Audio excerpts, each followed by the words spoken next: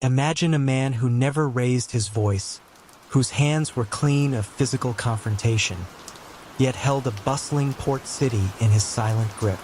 How did such a quiet, unassuming figure come to wield so much influence over the flow of goods and labor, and what eventually caused his meticulously built empire to crumble, revealing the quiet rot beneath its seemingly impenetrable surface?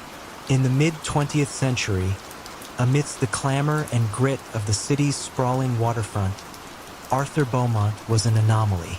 While other figures of power on the docks were known for their booming voices and imposing physiques, Arthur, often seen clutching a worn leather briefcase, resembled a diligent, if slightly harried, accountant. And in a way, he was. His mind, however, was not merely focused on balancing books, but on orchestrating an intricate symphony of control over the port, a control built not on brute force, but on the subtle manipulation of systems and the quiet exploitation of human nature. Arthur's ascent began almost imperceptibly. He started by offering consulting services to small import-export businesses, promising to streamline their operations, ensuring their cargo was never delayed, never lost. What these businesses soon realized was that Arthur wasn't just offering efficiency. He was offering immunity from the very inefficiencies he subtly created. A sudden, inexplicable strike among stevedores, an unexpected misplacement of vital shipping manifests, or a mysterious delay in customs clearance would invariably precede Arthur's calm, almost empathetic offer of a solution. Pay a small, regular fee, and these vexing issues simply vanished. You see, the power lay in making problems disappear, not in creating them overtly. His genius lay in identifying the true choke points of the waterfront. Not the muscle-bound union bosses, but the seemingly innocuous clerks who processed manifests, the foremen who assigned labor, and the obscure committees that set shipping rates. Arthur cultivated these individuals with quiet generosity, small favors, and the implicit understanding that cooperation led to a smoother life. He rarely threatened. Instead, he made the alternative to cooperation appear far more inconvenient, far more costly than compliance. Racketeering, in Arthur's hands, became an art form of soft coercion, a gentle pressure that guided everyone into his carefully constructed channels. As his influence grew, so did the need to sanitize the vast sums of money flowing into his coffers. Arthur established a network of seemingly legitimate businesses, a string of seafood restaurants dotting the waterfront, a burgeoning international shipping agency, even a small chain of dry cleaners. These enterprises, managed by loyal, often unwitting fronts, laundered the illicit profits, transforming dirty cash into respectable revenue. You might have dined in one of his establishments, never suspecting that the fresh catch on your plate was funded by the subtle shakedown of the very ships that brought it to shore. His empire was a testament to the idea that the most effective criminality often hides in plain sight, camouflaged by the mundane. Challenges inevitably arose, primarily from older, more traditional crime factions who mistook Arthur's quiet demeanor for weakness. They tried to muscle in to disrupt his operations with their customary violence. But Arthur, ever the strategist, would simply allow their aggression to expose them. A rival gang's violent intervention would often result in an anonymous tip to a federal agency about their more obvious illicit activities, leading to their swift public downfall, while Arthur's discreet operations continued unmolested. He understood that in a world of loud threats, silence could be the most potent weapon. The unraveling of Arthur's empire began not with a bang, but with a whisper, and then a series of persistent questions. A new breed of federal investigator, a quiet, analytical woman named Agent Eleanor Vance from a nascent organized crime unit, arrived in the city. She wasn't looking for bloodshed or flashy arrests. She was looking for patterns. Her initial focus was on the strangely stagnant wages of dock workers despite soaring profits for certain port-related businesses, and the curious, almost rhythmic fluctuations in import costs. These anomalies didn't scream gang war. They whispered financial manipulation. Agent Vance began her investigation not by storming offices, but by engaging in countless, low-key conversations with longshoremen, small business owners, and union stewards. She built trust by listening to their grievances, their frustrations with the inexplicable inefficiencies that plagued the docks, the feeling of an unseen hand guiding their livelihoods. She pieced together fragments of information, linking seemingly isolated incidents of delayed cargo or sudden labor shortages. The turning point came when she quietly approached Frank, the Grip Moretti, a longtime union representative. Moretti had grown increasingly resentful of Arthur's detached control, feeling that the old ways of direct negotiation and a more equitable cut were being eroded. He harbored a quiet anger, a sense of being perpetually undervalued by Arthur, who treated him more as a cog than a confidant. Vance's approach was calm, methodical, appealing to his sense of injustice and perhaps a hint of self-preservation. Moretti didn't confess to grand conspiracies. He merely laid bare the intricate system of fees for cargo placement, the phantom workers on the payroll, and the subtle rigging of union elections, all orchestrated by Arthur's unseen hand. Moretti's testimony, combined with the detailed financial records meticulously kept by Arthur himself, provided the final key. Arthur's pride in his system, his belief that its complexity rendered it uncrackable, ultimately became his undoing. The ledgers, once a symbol of his quiet power, were systematically deciphered by a team of forensic accountants. Arthur Beaumont was not arrested in a dramatic public spectacle. There was no shootout, no high-speed chase. Instead, he received a quiet subpoena to appear before a grand jury, followed by an equally quiet arrest for tax evasion, racketeering, and conspiracy. The Quiet King was brought down not by bullets, but by numbers, by the very meticulousness that had allowed him to build his subtle, pervasive empire.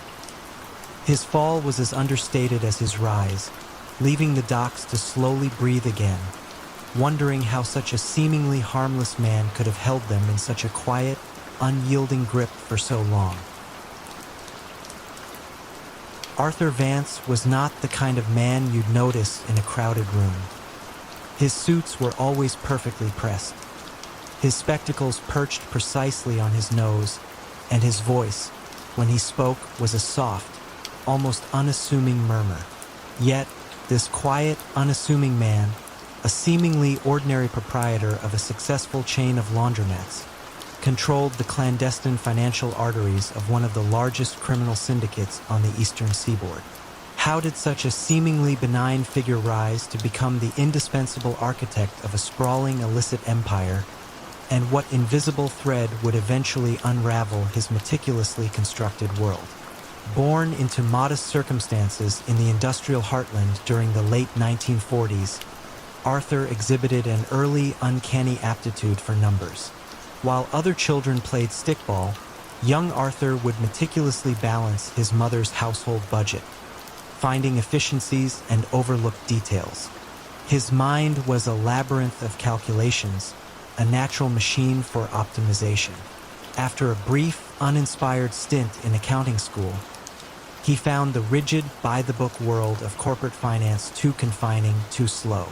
He sought a realm where his particular genius could truly flourish, unburdened by conventional morality or bureaucratic red tape. His entry into the underworld was not through violence or ambition for street power, but through an overheard conversation at a small, smoky tavern in the late 1970s. A local enforcer, frustrated by the clumsy, easily traceable methods of handling illicit cash, lamented the constant headaches of large, undeclared sums. Arthur, nursing a quiet ale in a corner booth, saw not a problem, but an intricate puzzle waiting to be solved. He offered a solution, presented with the calm assurance of a man discussing the weather. A network of laundromats, each unit turning over small, legitimate sums daily, providing the perfect cover for vast amounts of dirty money to be washed clean little by little. He called it the rinse cycle. His first few clients, skeptical at first, quickly became converts. Arthur's system was elegant, efficient, and, most importantly, virtually undetectable. He wasn't interested in the muscle or the intimidation. He merely wanted the raw financial data. He built a reputation not as a ruthless gangster, but as the architect, the silent strategist who could turn mountains of illicit gains into clean, spendable assets. The syndicate's leadership, a group of old-school pragmatists, quickly recognized his value. Arthur became their indispensable financial engine, the quiet genius who ensured the vast proceeds from racketeering, illicit gambling, and subtle forms of coercion could be reinvested, multiplying their power. His power was subtle but profound. When the syndicate needed to expand into a new territory, Arthur crafted the financial blueprint, acquiring legitimate businesses under layers of shell corporations, creating a web so complex it confounded even seasoned financial analysts. When a rival family tried to muscle in on their operations, Arthur didn't send enforcers. He engineered a quiet financial squeeze, leveraging debts and hidden vulnerabilities, slowly strangling their cash flow until they capitulated. You might not have known his name, but every significant move the syndicate made, from acquiring a shipping company to investing in a new downtown development, had Arthur Vance's invisible fingerprints all over it. He rarely met with the street-level operatives, preferring to communicate through a small, trusted circle of intermediaries, his world existing primarily in spreadsheets and ledger books. For decades, Arthur's system held. The sheer volume of transactions he managed, dispersed across countless accounts and shell entities in various countries, made any direct pursuit seem futile. The federal agents, accustomed to tracing drug shipments or wiretapped conversations about violence, found themselves facing a ghost in the machine, a financial phantom. The syndicate thrived, its influence growing quietly, fueled by Arthur's genius. But even the most meticulously constructed fortress has a hidden flaw, often one that originates not from an external assault, but from a tiny internal stress fracture. The cracks began to appear not through a grand, dramatic betrayal, but through the slow, relentless grind of everyday human fallibility. A mid-level associate, disgruntled over a perceived slight in profit distribution, made a few cryptic, drunken remarks to a curious acquaintance who happened to be an off-duty FBI accountant. The accountant, initially dismissive, noted a peculiar detail.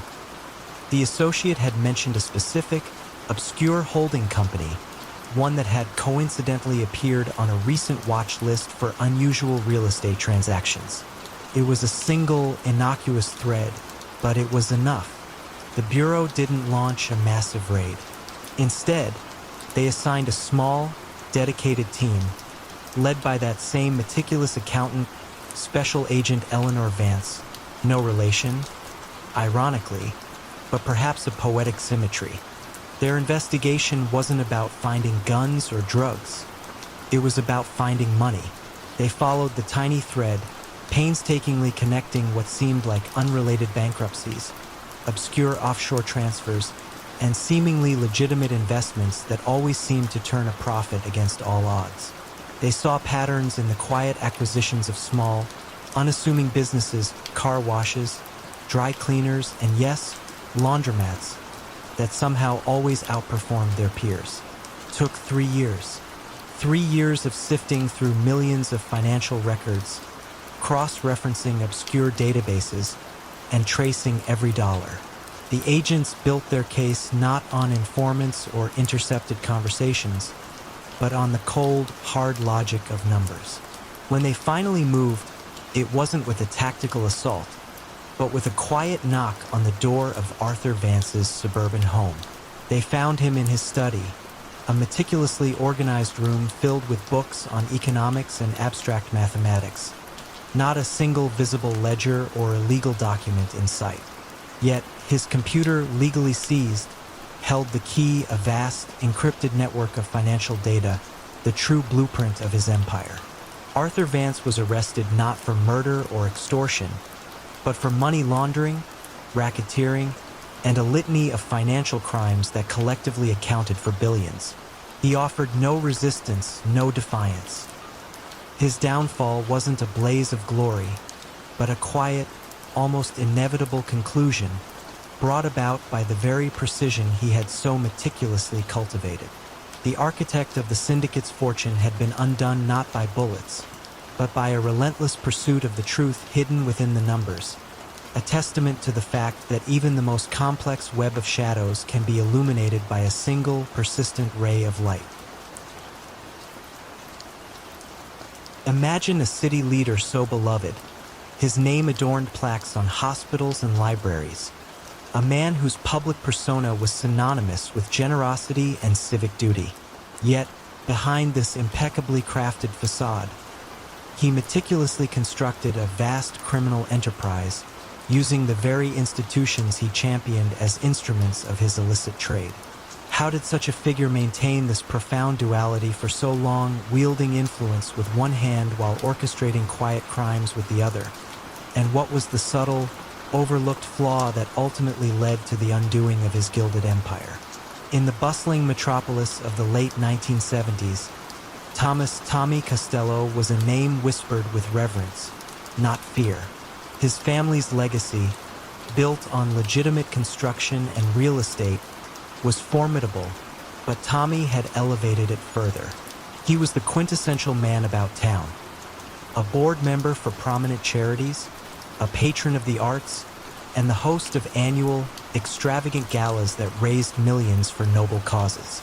You might have seen his photograph in the society pages, always smiling, always surrounded by grateful beneficiaries.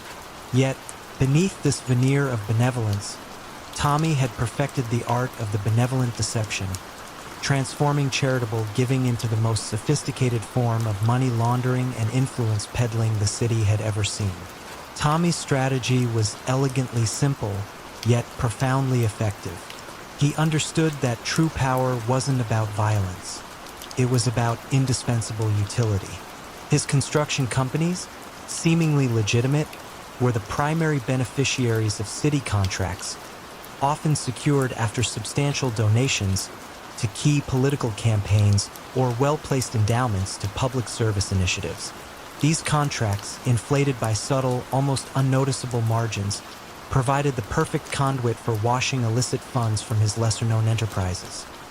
A quiet network of illegal gambling dens, loan sharking operations disguised as venture capital, and even a discreet protection racket that offered security consultations to vulnerable businesses.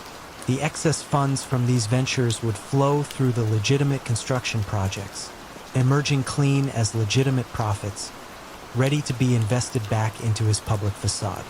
His charitable foundations were his masterpiece. Through them, he could funnel donations, often from shell corporations he controlled, to various causes, earning immense goodwill and tax breaks, all while subtly guiding where the money actually went. A new wing at the Children's Hospital might be built by his company, paid for by his foundation's donations, ensuring the money returned to his coffers, albeit significantly cleaner. The real genius lay in how this system cultivated loyalty. Politicians, eager for campaign contributions, and civic leaders, reliant on his magnanimity, found themselves subtly indebted. They weren't threatened. They were simply presented with an offer that was too advantageous to refuse. This was the epitome of soft coercion, a silent handshake that bound powerful figures to his will without a single word of menace. Tommy's power struggles were rarely overt. When a rival attempted to muscle into his territory, Tommy didn't send enforcers. Instead, he might arrange for a meticulously timed, anonymous tip to a zoning board about building code violations on the rival's property, or quietly persuade a key city council member to deny a crucial permit. He would let the bureaucratic machinery do his dirty work, leaving his hands clean and his reputation unblemished. The unraveling, when it finally began, was equally subtle, initiated by a figure Tommy had consistently underestimated. his own executive assistant, Clara Jenkins. Clara had been with Tommy for nearly 2 decades. She was quiet, meticulous, and seemingly oblivious to the grander machinations of his world. She handled his schedule, his correspondence, and, crucially, the detailed financial records for both his legitimate businesses and his charitable foundations. She saw everything, but understood little of the intricate web until much later. Her loyalty was absolute, born of long years of respectful treatment and a comfortable salary. However, a series of increasingly peculiar transactions, seemingly minor at first, began to prick at her meticulous nature. Funds moving from a construction project to a seemingly unrelated offshore trust, only to reappear as a large donation to a foundation that then immediately contracted Tommy's other company for a project. The final thread began to fray when Clara noticed a consistent pattern. Small, almost imperceptible discrepancies in the inventory of a specific, high-value material, a rare type of imported marble, used across multiple charitable construction projects. The quantities purchased never quite matched the quantities installed, and the difference always seemed to correlate with the personal renovation projects of certain city officials. It was too small a detail for a federal investigator to flag immediately, but for Clara, whose job was to ensure every invoice matched every delivery, it was a persistent, nagging anomaly. She didn't suspect a vast criminal enterprise. She simply saw bad accounting. Driven by a desire for accuracy, not justice, Clara quietly began to cross-reference her own meticulous records with public financial statements and obscure shipping manifests. What she uncovered, piece by agonizing piece, was not a single grand crime, but 1,000 tiny deceptions, each perfectly camouflaged. The gifts of marble, the subtly inflated contract prices, the ghost employees on payrolls that vanished into donations. It all pointed to a system of systematic financial manipulation. Clara didn't go to the authorities. She was too intimidated by the sheer scale of what she had uncovered, and too loyal to Tommy, even as she recognized his hidden depths. Instead, she presented her findings dispassionately to a seasoned investigative journalist known for his dogged pursuit of civic corruption. The journalist, intrigued by the sheer volume of perfectly documented but highly irregular transactions, began to pull at the threads. He recognized the pattern of influence and money laundering that Clara, in her meticulous innocence, had simply seen as accounting errors. Tommy Costello's downfall was as quiet as his rise. There was no dramatic raid, no public perp walk.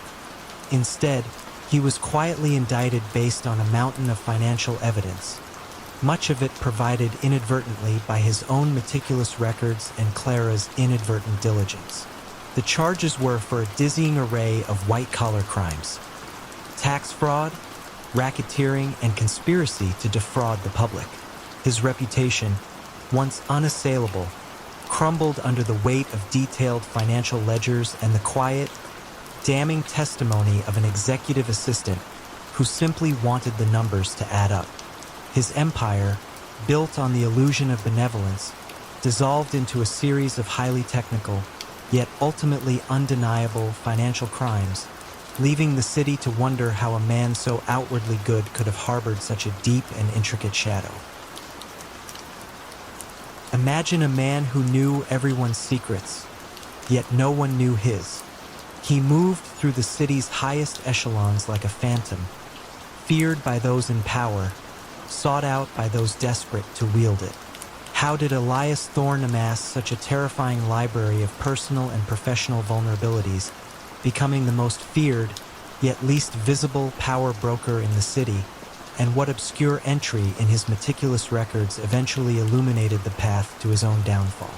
In the hushed corridors of London's elite circles during the late 1990s, Elias Thorne was an enigma. Publicly, he maintained a low profile, often described as a boutique intelligence consultant or a strategic risk analyst. He resided in an understated townhouse in a quiet, leafy square, his office equally discreet, tucked away on an unassuming side street.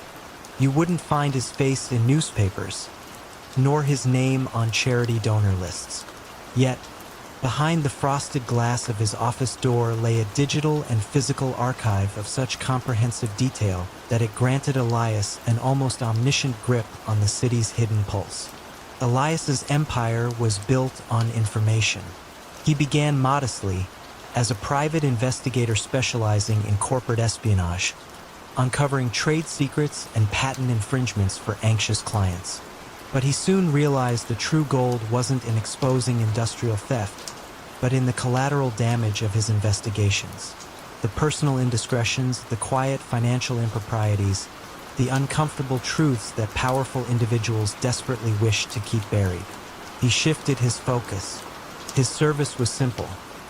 For a fee, he would find the leverage you needed against a rival, or, more commonly, ensure your own skeletons remained locked in their closets. His methods involved no threats, no overt displays of power. Instead, he would simply present undeniable facts, often through an intermediary, allowing the sheer weight of the truth to apply its own devastating pressure. This was the quintessence of quiet coercion. His network of informants was vast and unseen, cultivated over years with quiet payoffs and the cultivation of an almost cult-like loyalty. They were not hardened criminals, but disgruntled junior partners at prestigious law firms, weary administrative assistants in government ministries, and bored security guards with access to building blueprints. They traded seemingly innocuous tidbits, an unusual meeting time, a sudden flight itinerary, an obscure ledger entry for regular, untraceable cash payments. Elias, with his mind like a steel trap, would meticulously connect these disparate dots, transforming fragments of data into devastating narratives.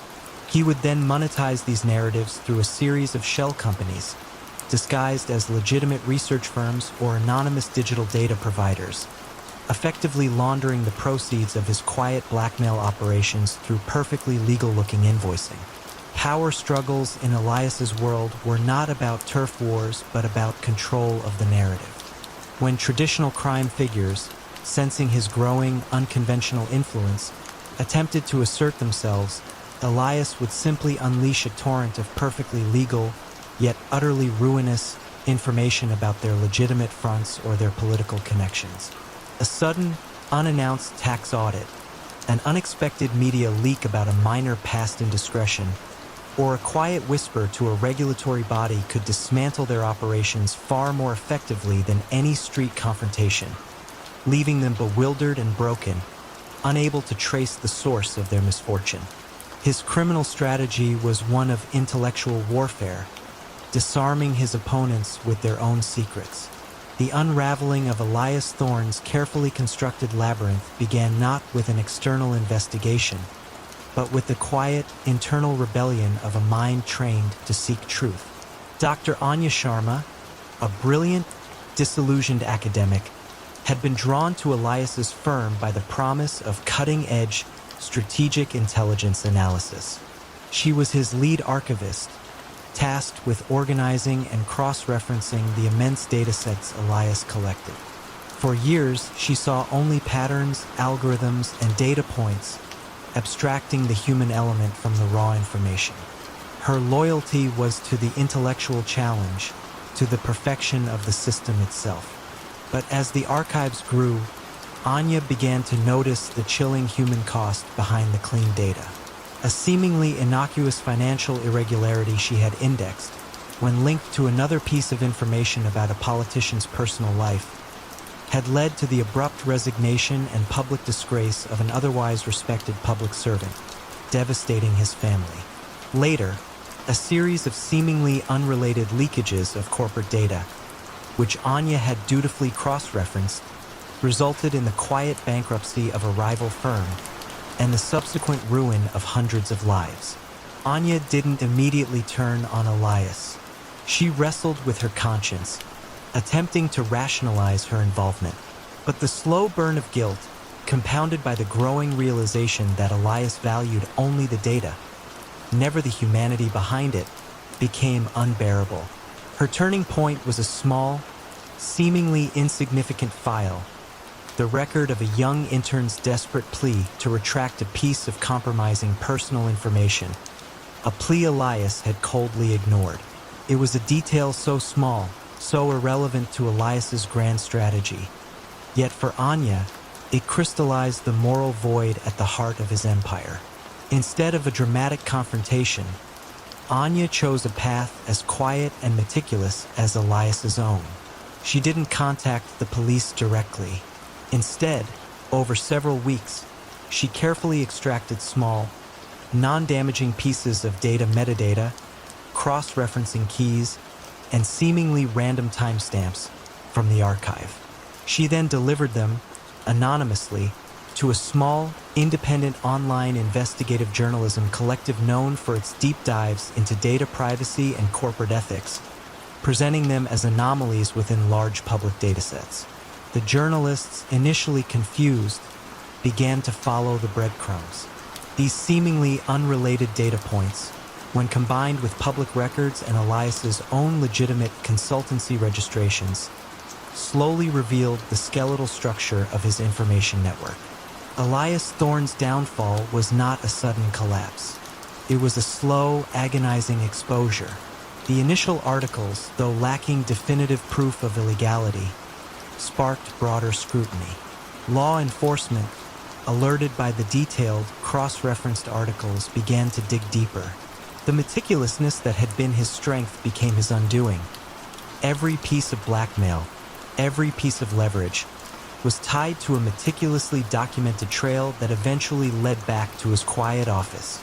He was ultimately charged with a complex array of privacy violations, obstruction of justice, and money laundering crimes of intellect, not brute force. The man who knew too much was finally brought down by the very information he had so ruthlessly controlled, quietly illuminated by the conscience of someone who finally saw beyond the data points to the lives they represented. He didn't rebuild Italy with bricks and mortar alone, but with a quiet, insidious network of hidden transactions and whispered promises. How did Vittorio Rossi, celebrated as a national hero for his role in post-war reconstruction, manage to siphon off untold millions from the very foundations of his nation? And what seemingly minor anomaly in his vast, legitimate enterprise eventually led to the quiet collapse of his criminal design? In the immediate aftermath of World War II, as Italy lay in ruins, desperate for rebirth, Vittorio Rossi emerged as a figure of hope, a man of refined tastes and impeccable manners. He possessed a keen understanding of logistics and a seemingly boundless energy for rebuilding. His company, Rossi Costruzioni, quickly became synonymous with progress, securing vital government contracts to reconstruct bombed-out bridges, hospitals, and housing estates. You would often see him in newsreels, a slight smile playing on his lips, shaking hands with dignitaries, his image projecting an air of earnest patriotism. Yet, behind this carefully cultivated facade, Vittorio was not merely a builder. He was a silent orchestrator of an empire built on the scarcity of materials and the insatiable need for economic recovery. Vittorio's genius lay in his perception of opportunity within chaos. With supply chains shattered and resources scarce, he cultivated exclusive relationships with international suppliers of steel, cement, and timber. He ensured that Rossi Costruzioni was always first in line for critical materials, often paying a premium, but also quietly securing the rights to control their distribution. This wasn't overt racketeering. It was a subtle chokehold on the very lifeblood of reconstruction. Other builders, desperate for supplies, found themselves turning to Vittorio's network, often paying inflated prices or agreeing to use his preferred subcontractors, which were, unbeknownst to them, covertly owned by Rossi himself. This created a perfectly legal-looking system of soft coercion, where opting out meant certain project failure. His criminal strategies were interwoven with his legitimate operations. Government contracts were systematically inflated, not by grand, obvious margins, but by subtle surcharges on specialized materials or unforeseen logistical challenges. The difference, often millions, was then laundered through a sophisticated network of shell companies, disguised as international import-export firms dealing in obscure commodities like rare minerals or luxury fabrics. These funds would then quietly flow into legitimate investments, from vineyards in Tuscany to upscale apartment buildings in Rome, solidifying Vittorio's image as a shrewd, legitimate entrepreneur. His power struggles were not fought with fists, but with meticulous ledgers and strategic delays. When a rival construction firm challenged his dominance, Vittorio wouldn't send muscle. He would simply ensure their next vital shipment of steel was mysteriously delayed at the port, or that a critical permit vanished into bureaucratic limbo, allowing Rossi Castrizioni to swoop in and rescue the stalled project. The unraveling of Vittorio's meticulously crafted world began not with a high-stakes betrayal, but with the quiet, persistent curiosity of a young, unassuming accountant named Isabella Moretti. Isabella worked for the newly formed Office of Public Works Oversight, an agency tasked with ensuring integrity in the national reconstruction efforts. Her task was seemingly mundane: to verify the consistency of material costs across all government-funded projects. She was not looking for grand corruption, merely anomalies. Initially, Isabella noticed a peculiar pattern. The cost of a specific grade of reinforced steel, sourced internationally, remained inexplicably stable across all Rossi Castrizioni projects, even as global market prices fluctuated wildly. This was highly unusual in the volatile post-war economy. Furthermore, the stated tonnage of the steel on Rossi's invoices consistently exceeded the engineering specifications for the structures being built, even accounting for reasonable wastage. The discrepancies were small, perhaps 5 to 10% on each project, but across hundreds of contracts, they began to accumulate into a significant, unexplainable surplus. Isabella, driven by a natural inclination towards accuracy rather than suspicion of crime, initially believed it was a simple accounting error. She approached Vittorio's office with polite queries, requesting detailed material inventories and supplier contracts. Vittorio, accustomed to brushing off such minor bureaucratic inquiries, provided what appeared to be comprehensive documentation. But Isabella, with her quiet persistence, cross-referenced these documents against obscure shipping manifests, port records, and the few independent steel market reports available. What she found was startling. The actual volume of steel imported by Rossi's related import-export firms precisely matched the excess quantities listed on the construction invoices, with the difference being secretly diverted and sold on the black market at inflated prices. The stable cost was a carefully constructed fiction designed to hide a constant flow of stolen materials and laundered money. The evidence was circumstantial but mounting, forming an undeniable pattern of systemic fraud. Isabella didn't have a smoking gun, but she had a mountain of meticulously documented inconsistencies. She quietly compiled her findings, not for public exposure, but for a trusted, equally meticulous federal prosecutor, Antonio Valente, known for his quiet integrity. Vittorio Rossi's downfall lacked any dramatic flair. There were no flashing lights, no sirens. Instead, he received a polite, yet firm summons to appear before a special investigative committee. He was confronted not with accusations of violence, but with spreadsheets, shipping logs, and invoices, all quietly, meticulously linked by Isabella Moretti's relentless pursuit of numerical accuracy. The charges, when they came, were for large-scale fraud, embezzlement of public funds, and systematic money laundering. His empire, built on the very foundations of a nation's recovery, crumbled under the quiet weight of detailed financial scrutiny. The maestro of materials, who had rebuilt a country while enriching himself, was brought down not by a rival's bullet, but by the relentless precision of a young accountant who simply wanted the numbers to add up correctly. She wove a web of influence so delicate, so pervasive, that it spanned continents, moving illicit goods and even more illicit secrets with a whisper, not a shout.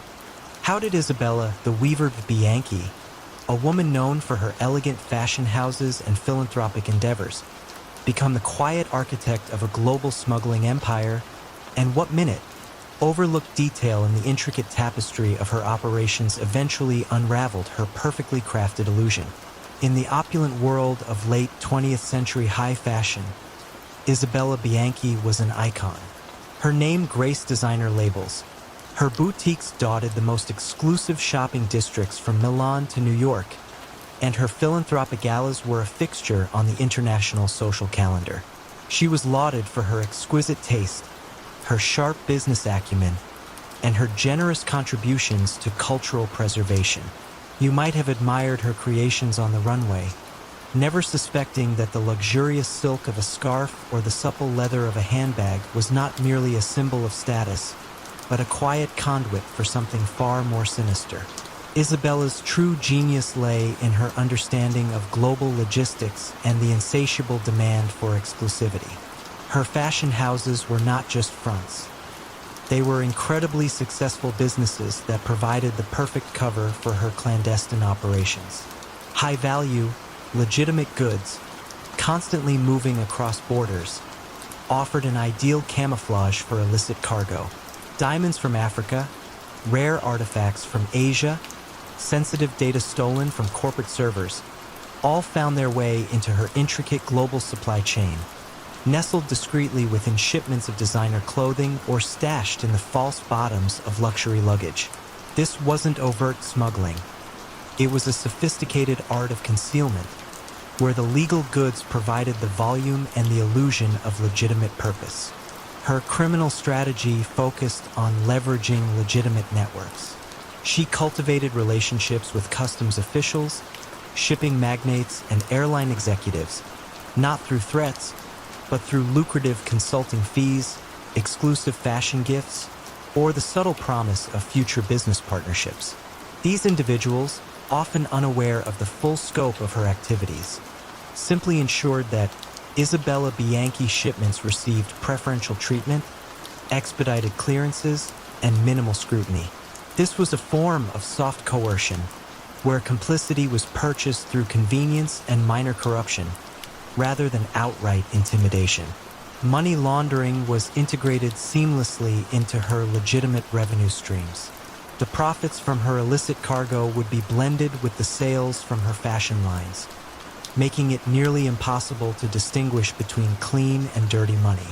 Shell companies, registered in tax havens and managed by unwitting, high-society intermediaries, would purchase large quantities of her exclusive designs at inflated prices, effectively channeling criminal proceeds back into her legitimate businesses.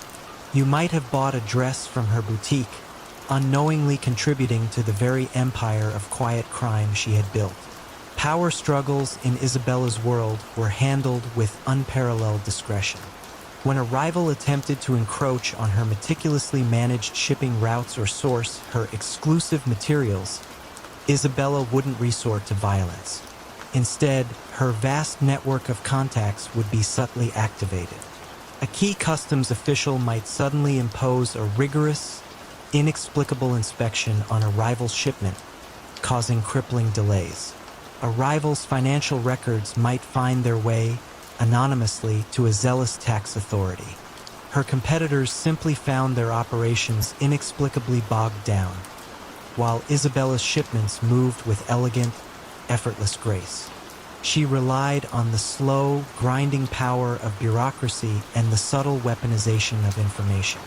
The unraveling of Isabella's empire began not with a dramatic raid, but with a lingering scent and an unusually observant sniffer dog.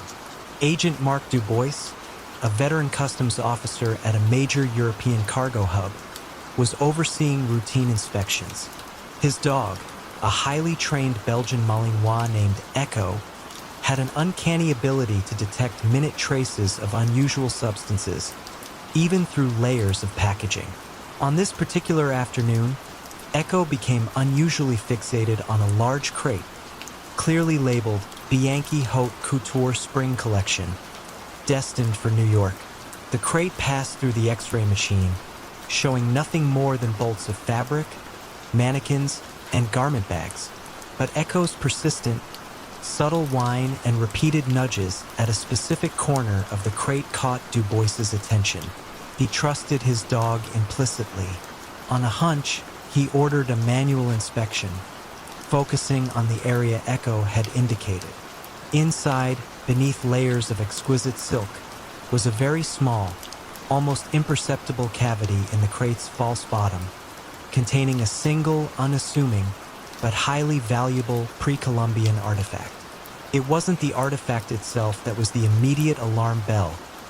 It was the faint, lingering smell of an obscure preservative used by museum curators, which Echo had been trained to detect, even in trace amounts. This single, small find was highly unusual for a fashion shipment and immediately triggered a more thorough, targeted investigation. Agent Du Bois, working quietly with Interpol's art crime unit, began to scrutinize all Bianchi Haute Couture shipments. They found no more artifacts, but they began to notice a pattern of inconsistent weight discrepancies between manifest and actual cargo, and a curious, almost imperceptible deviation in the wooden structure of a certain percentage of her shipping crates, the subtle, recurring design flaw of the false bottoms. The elegant simplicity of her concealment was her undoing. The investigation quietly expanded, moving from the physical cargo to the financial records. The art crime unit, now collaborating with financial crime specialists, started to link the small weight discrepancies in her shipments to a series of suspiciously large, untraceable payments made from obscure offshore accounts to suppliers of her legitimate fashion houses. The pre-Columbian artifact was merely the first tiny thread pulled from her vast, interwoven tapestry. It suggested not just smuggling, but a deliberate systemic operation. Isabella Bianchi's downfall was as discreet as her criminal empire. She was not apprehended in a public spectacle, but quietly arrested during a routine business trip to Geneva. Her arrest warrant based on extensive financial documentation and the detailed analysis of her global logistics. The charges included large-scale smuggling, money laundering, and conspiracy. Her empire, built on the elegant flow of goods and the quiet manipulation of systems, crumbled under the weight of an unusually sensitive canine nose and the meticulous deconstruction of her seemingly flawless supply chain, leaving the fashion world to wonder how the source of such beauty could have concealed such a vast, intricate web of quiet crime. In the city's underbelly, a new kind of power emerged, one that didn't demand respect with open threats but commanded it with an eerie, ubiquitous silence. How did the librarian, an enigmatic figure whose real name remained unknown even to his closest associates, build an empire based on the absolute suppression of information, making secrets his currency and silence his weapon, and what mundane, almost clerical oversight eventually led to the quiet dissolution of his formidable, unseen dominion? In the labyrinthine streets of a major American city in the early 2000s, whispered legends spoke of the librarian. No one knew his face, his age, or his origins. He was a myth, a shadow, yet his influence was undeniably real. Criminal enterprises, from drug trafficking to illegal arms deals, found their operations smoother, their risks minimized, if they paid the librarian his due. He didn't offer protection. He offered something far more valuable in the digital age: anonymity. You might have participated in online forums, thinking your communications were encrypted, never suspecting that the librarian had an unseen ear listening to every carefully coded whisper. The librarian's criminal strategy was built entirely on intelligence gathering and counterintelligence. He established a sprawling network of hackers, disgruntled IT professionals, and data analysts, all operating in isolated cells, feeding information into a central, unseen hub. Their targets were not just rival gangs, but law enforcement agencies, financial institutions, and even government bodies. He collected data, financial records, communications, personal vulnerabilities, and then weaponized it not through direct action, but through the subtle manipulation of information flows. He could make crucial evidence vanish from police servers, redirect digital paper trails, or quietly leak compromising information about an uncooperative prosecutor. His services ensured that illicit operations could function with an unprecedented level of impunity, protected by a digital veil of silence. His racketeering wasn't based on physical intimidation, but on the silent threat of exposure. If a criminal organization refused to pay his exorbitant consulting fees, their operational data might mysteriously appear on a competitor's network, or a crucial digital ledger might become corrupted beyond recovery. This was the ultimate soft coercion, a ghost in the machine that could dismantle an enterprise without a single bullet fired. Money laundering was achieved through a sophisticated web of cryptocurrency exchanges, shell companies registered in defunct online jurisdictions, and a vast network of microtransactions disguised as online gaming winnings or digital art sales. It was a digital ghost economy, almost impossible to trace. Power struggles with the librarian were unique. Other criminal factions, rooted in old-world violence, found themselves powerless against an enemy they couldn't see or touch. Their enforcers were useless against a threat that could erase their bank accounts, expose their hidden identities, or disrupt their entire communication network with a few keystrokes. The librarian would simply observe their attempts to challenge him, then dismantle their operations piece by piece, digitally, until they either capitulated or vanished. The unraveling of the librarian's invisible empire began not with a grand hack or a dramatic federal investigation, but with a mundane bureaucratic detail: an expired domain registration and an automated email. Agent David Chun, a cybercrime specialist with a reputation for his methodical, almost obsessive attention to digital minutiae, had been quietly tracking a persistent, low-level data leak affecting several city agencies. The leaks were minor: a slightly altered traffic camera feed here, a delayed municipal payment there, but they were consistent and pointed to a sophisticated, unseen hand. One night, while poring over a vast log of internet traffic anomalies, Chun noticed something peculiar.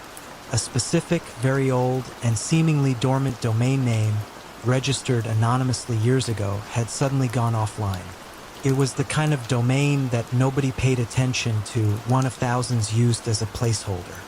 But a routine check revealed it had been used, briefly, as an obscure relay point for some of the earlier minor data leaks he had been tracking. More interestingly, an automated renewal reminder for this domain, sent to an anonymous email address, had bounced back, indicating the email address was no longer active. It was an infinitesimal crack in the vast digital armor. Chun, driven by an instinct for anomaly, dug deeper into the history of that defunct domain. He found that years prior, it had briefly shared a server with a now-defunct internet service provider that specialized in encrypted communications, a provider that had mysteriously gone offline after a major federal raid. Within the archived records of that defunct ISP, Chun discovered an old, almost forgotten system log detailing a series of very specific, highly unusual data transfers associated with that domain, transfers that didn't just route information, but subtly altered it, rerouted it, or made it disappear. This led him down a rabbit hole of digital breadcrumbs. The defunct domain and the associated email address were just the first, smallest link in a chain. By tracing the faint digital echo of these specific data transfers, Chun identified a pattern of highly sophisticated data manipulation. He found that while the librarian used cutting-edge encryption and anonymous networks for his current operations, he had, in the very early days, relied on a few, now obsolete, digital tools and minor, seemingly innocuous personal oversights that left faint, almost untraceable digital signatures. These signatures, no more than unique data packet sizes or idiosyncratic timing patterns in seemingly random digital noise, when cross-referenced across thousands of publicly available internet traffic logs, began to coalesce. They didn't point to the librarian directly, but to a specific, unique fingerprint of digital activity. This fingerprint was then cross-referenced with the digital footprint of a reclusive, brilliant former computer science professor named Marcus Finch, who had vanished from academia years ago after a controversial research paper on information control and digital anonymity. Marcus Finch was apprehended not in a shootout or a high-speed chase, but in the quiet solitude of his heavily encrypted digital bunker during a seemingly innocuous power grid fluctuation that briefly destabilized his primary server array, exposing a single, momentary vulnerability that Chun had patiently waited for. He was charged with a myriad of cybercrimes, racketeering, and obstruction of justice. The Syndicate of Silence, built on the absolute control of information, dissolved not with a roar, but with a quiet hum, the sound of a digital empire brought down by the very minutiae it had once so deftly manipulated. Imagine a man who held the most scandalous secrets of a city's elite, not through brute force or overt threats, but by providing an irresistible, indispensable service.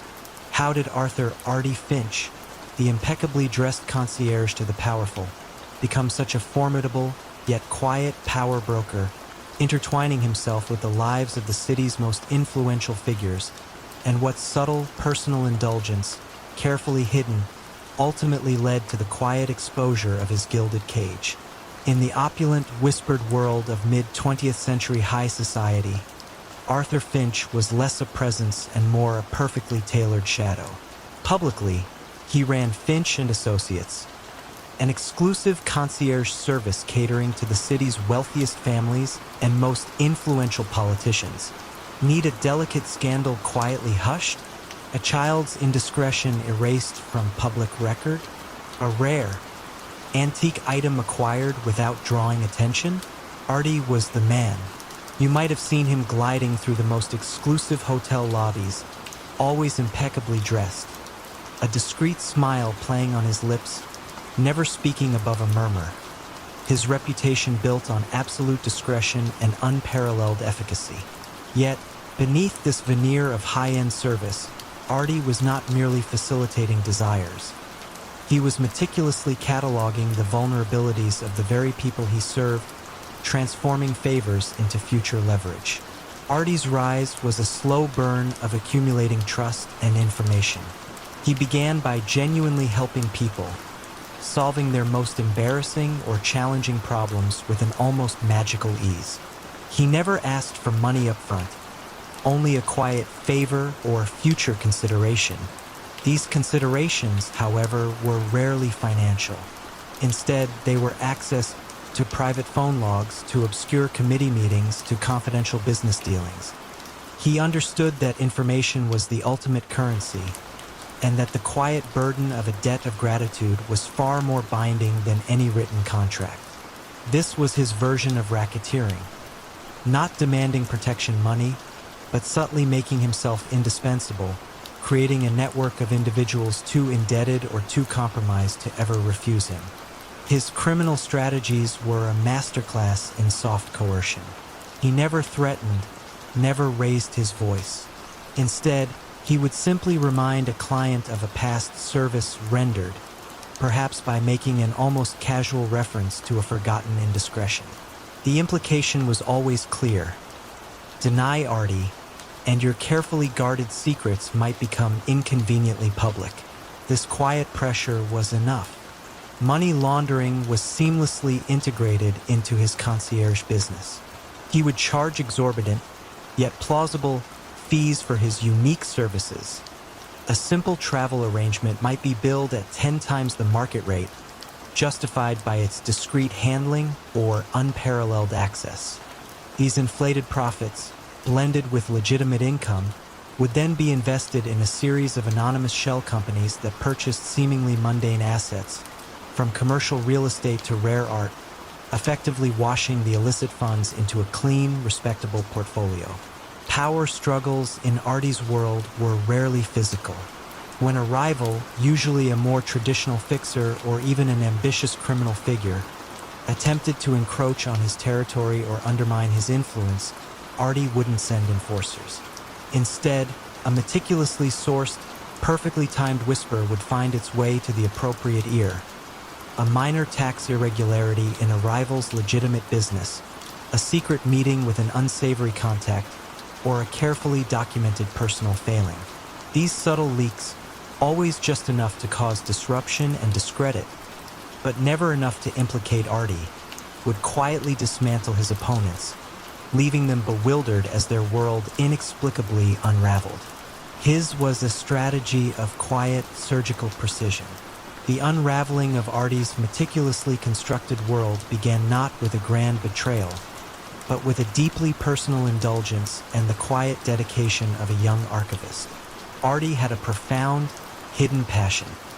He was an avid, almost obsessive collector of antique maps, particularly those with unique provenance or unusual historical annotations. He used his ill-gotten gains to fund this expensive hobby, acquiring pieces through discreet, often untraceable channels. He kept his most valuable acquisitions and, crucially, a meticulous analog ledger detailing his favors and the leverage he held over his clients in a hidden, climate-controlled vault in his quiet suburban home, believing paper records were untraceable in the digital age. The key to his undoing came in the form of Amelia Thorne, a brilliant, unassuming archival specialist recently hired by the city's prestigious historical society.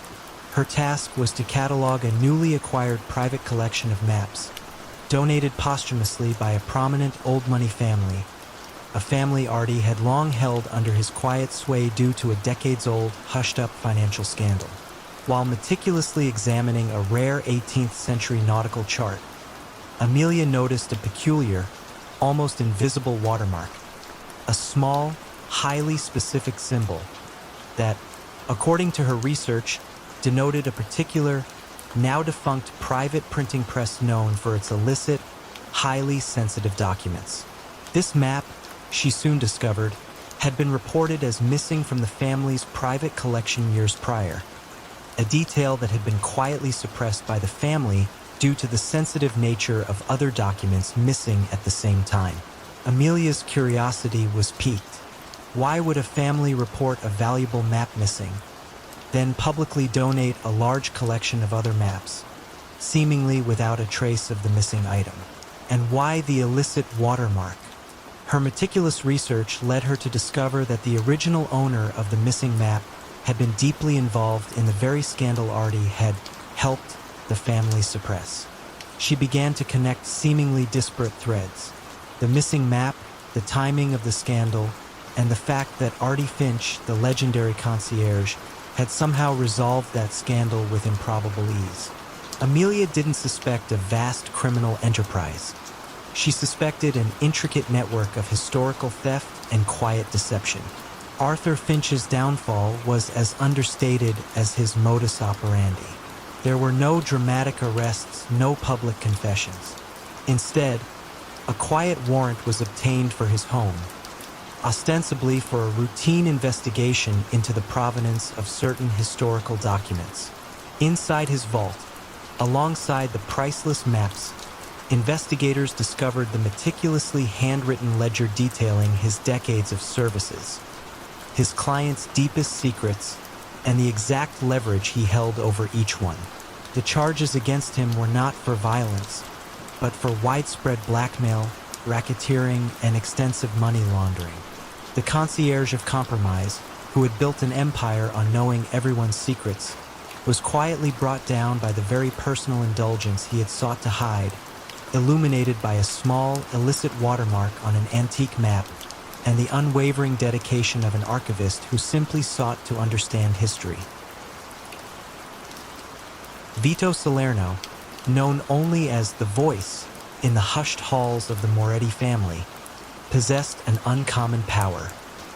He wasn't a man of muscle, nor did he command through fear.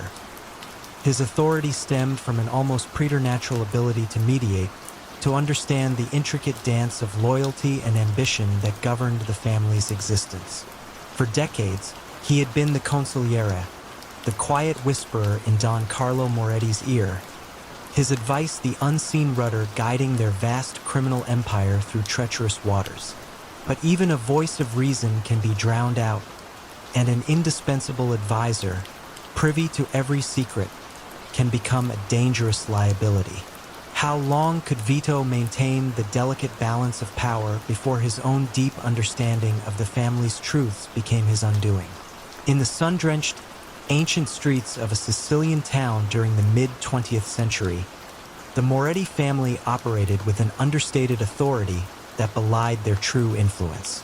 Their reach extended from the local fishing fleets to lucrative construction contracts, all underpinned by the quiet hum of protection rackets and a subtle system of coercion that ensured compliance without overt violence. Vito Salerno had risen to his position not through brute force but through intellect and an almost uncanny empathy. He understood the nuances of human nature, the subtle grievances that festered, and the personal slights that could escalate into devastating feuds.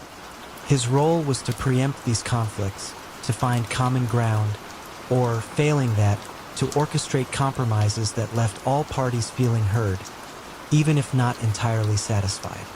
Vito's methods were a testament to the idea that the sharpest blade is often the one you never see. He would engage in lengthy, calm discussions, drawing out grievances, offering solutions that preserved dignity while achieving the family's objectives. He'd remind feuding capos of their shared history, their debts to Don Carlo, or the common enemy they faced.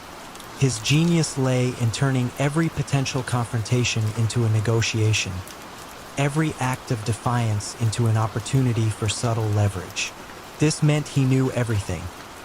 Every illicit deal, every secret alliance, every hidden bank account, and every personal weakness of those who served under Don Carlo. This vast internal map of the family's operations, held entirely within Vito's mind, was the source of his profound influence.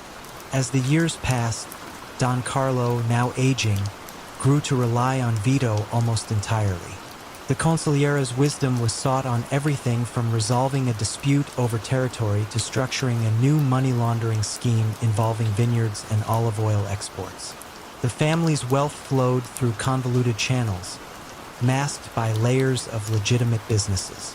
Vito ensured these operations ran smoothly, creating shell companies, manipulating balance sheets, and using his network of compliant bankers and lawyers across Europe to make illicit profits appear as legitimate gains. He was the silent architect of their financial security, the man who built bridges between the underworld and the respectable facade they presented to the world. However, the passage of time also brought new challenges. Johnny Moretti, Don Carlo's ambitious and volatile nephew, began to chafe under the old traditions and Vito's cautious guidance. Johnny represented a new generation, one less interested in subtle diplomacy and more inclined towards quick, decisive, and often brutal action. He saw Vito's measured approach as weakness, an outdated relic in a world that was becoming increasingly cutthroat. Johnny longed to assert his own authority, to modernize the family's operations with a ruthlessness that Vito found profoundly unsettling. He began to challenge Vito's advice, openly questioning his judgments in family meetings, sowing seeds of doubt among the younger, more aggressive members. The turning point arrived with a new venture Johnny championed, a large-scale smuggling operation involving counterfeit luxury goods, far more daring and risky than anything the family had previously undertaken. Vito warned against it, foreseeing the potential for wider law enforcement attention. He suggested a smaller, more discreet approach, but Johnny dismissed his counsel, viewing it as an attempt to undermine his authority. The operation proceeded, and as Vito had quietly feared, it drew unwanted scrutiny.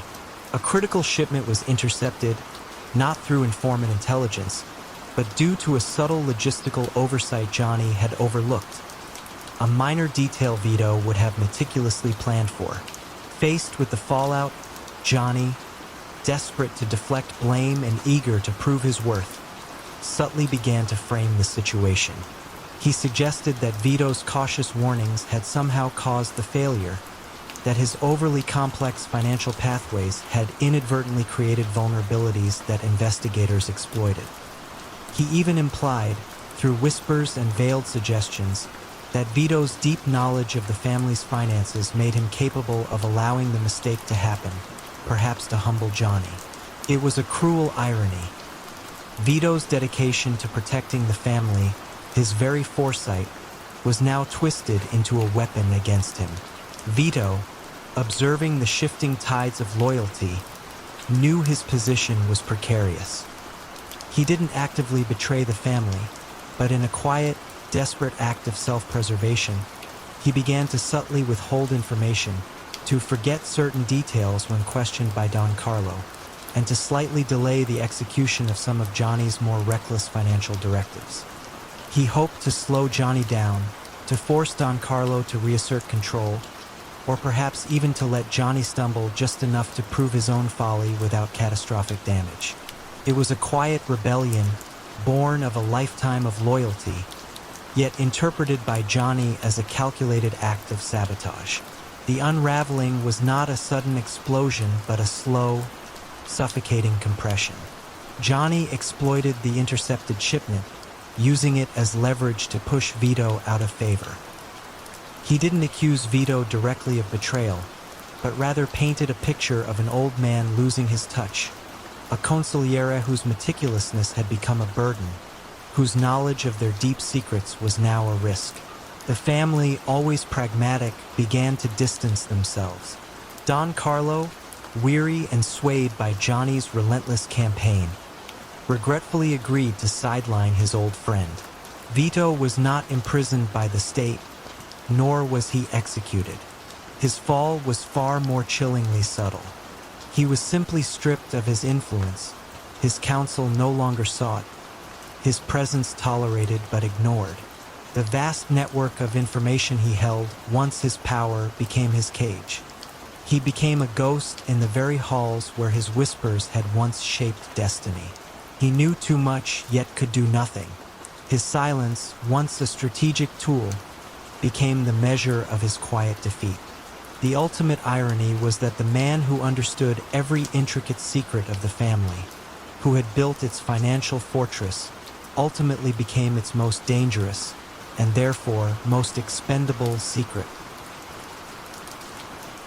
Armand Dubois possessed an almost supernatural ability to make art vanish and reappear, not by magic, but by a meticulous deception that blurred the line between masterpiece and forgery. For decades, he operated in the shadows of Europe's most exclusive art markets, serving the criminal underworld's desire for movable, liquid assets. His Paris studio, nestled discreetly behind an unassuming facade, was a sanctuary of controlled chaos. Solvents and pigments mingled with the hushed whispers of illicit deals. But in a world where authenticity was everything, how could a man who traded in illusion ever truly maintain his own reality, or escape the subtle trap of his own artistic pride? In the aftermath of World War II, as Europe grappled with reconstruction and its financial systems were in flux, a new kind of illicit market flourished. Fortunes amassed through black market dealings, hidden wartime gains, and burgeoning organized crime needed to be laundered, to be transformed into something tangible, valuable, and easily transportable across borders without drawing suspicion. Armand Dubois, a classically trained artist whose early talent for replication bordered on genius, found his calling in this shadow economy. He wasn't a gangster in the traditional sense. His weapons were brushes and chemicals, his battlefield the canvas and the auction house. You see, a painting, particularly one of historical significance, could be worth millions, yet weigh mere pounds.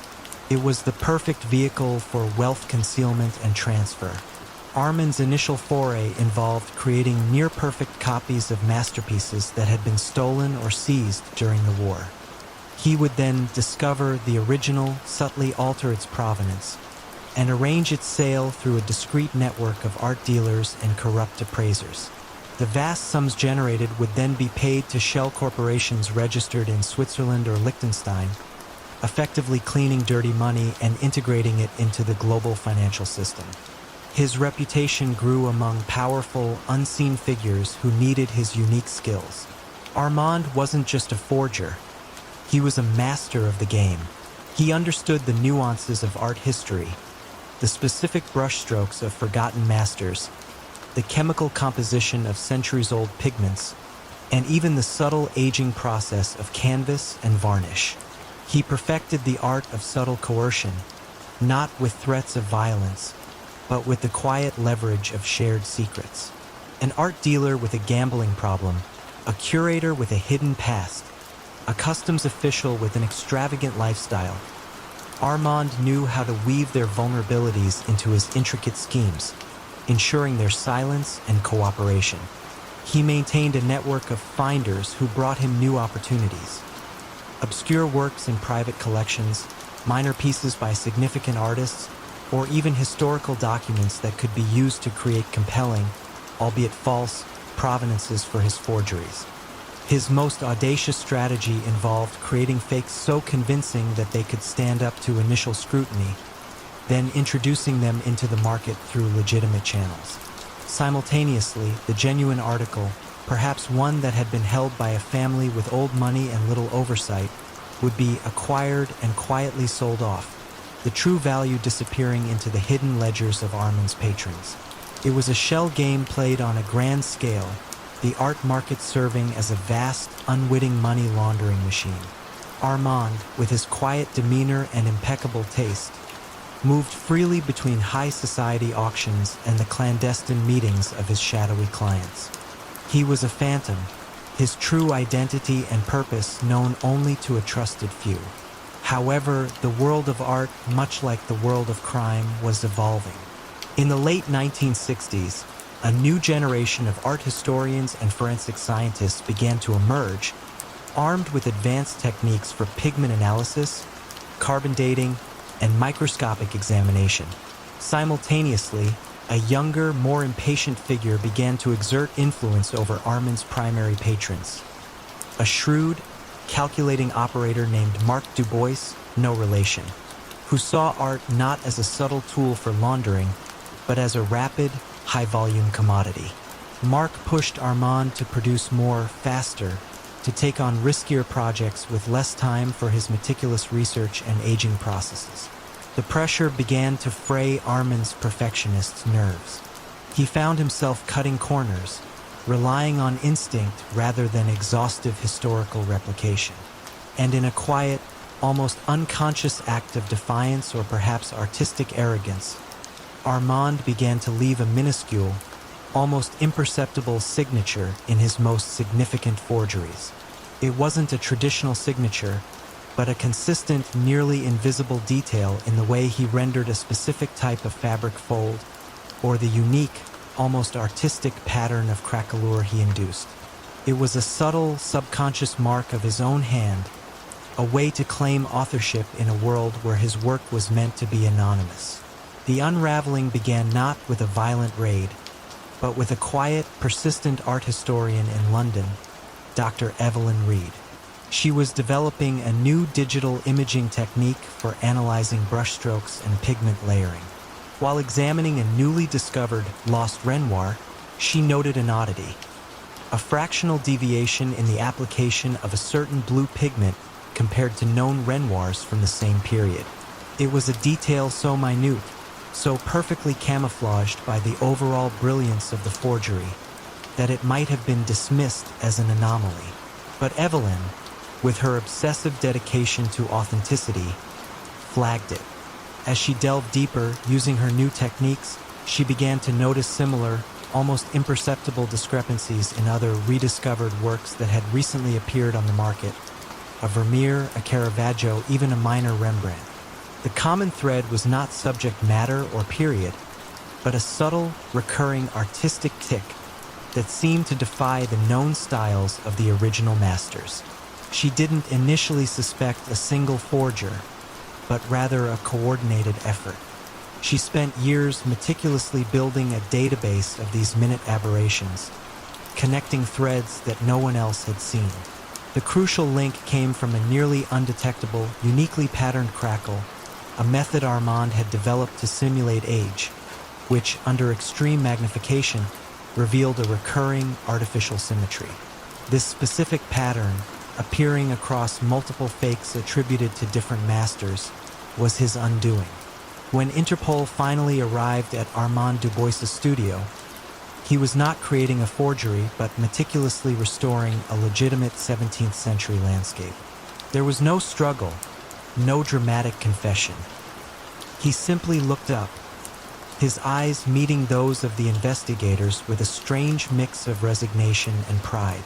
The quiet unraveling of his meticulous work, piece by painstaking piece, had led them directly to his hidden world.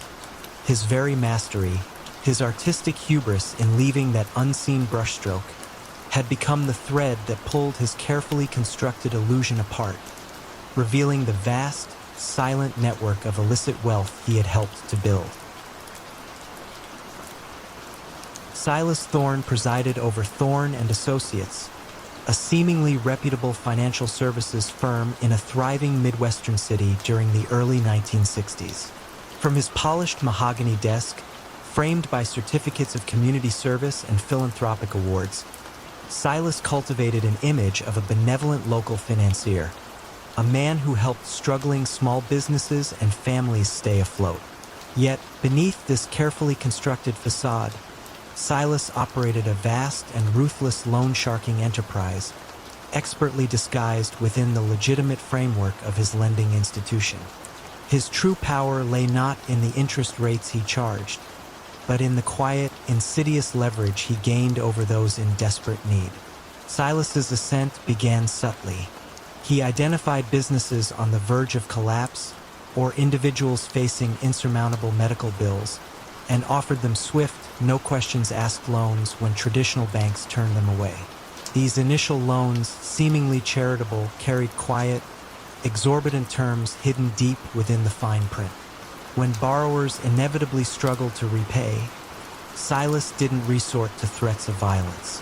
Instead, he offered restructuring options, forcing them to sign over percentages of their future earnings or demanding shares in their businesses.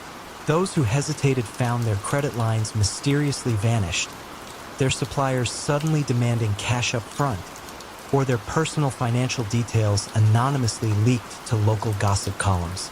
Silas understood that the fear of public ruin and financial strangulation was far more potent than any physical threat.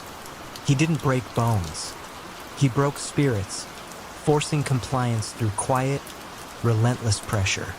His primary method of accumulation was a sophisticated form of economic capture. As businesses faltered under his usurious loan terms, Silas would quietly acquire them at pennies on the dollar, integrating them into his growing portfolio of legitimate-looking enterprises, laundromats, diners, even a local newspaper. These acquisitions not only laundered his illicit profits but also extended his reach and influence, creating a self-sustaining ecosystem of quiet control. Loyalty within his inner circle, comprised of shrewd accountants and discreet enforcers who rarely showed their faces, was bought with immense salaries and the implicit understanding that Silas protected them absolutely from the messy realities of the outside world.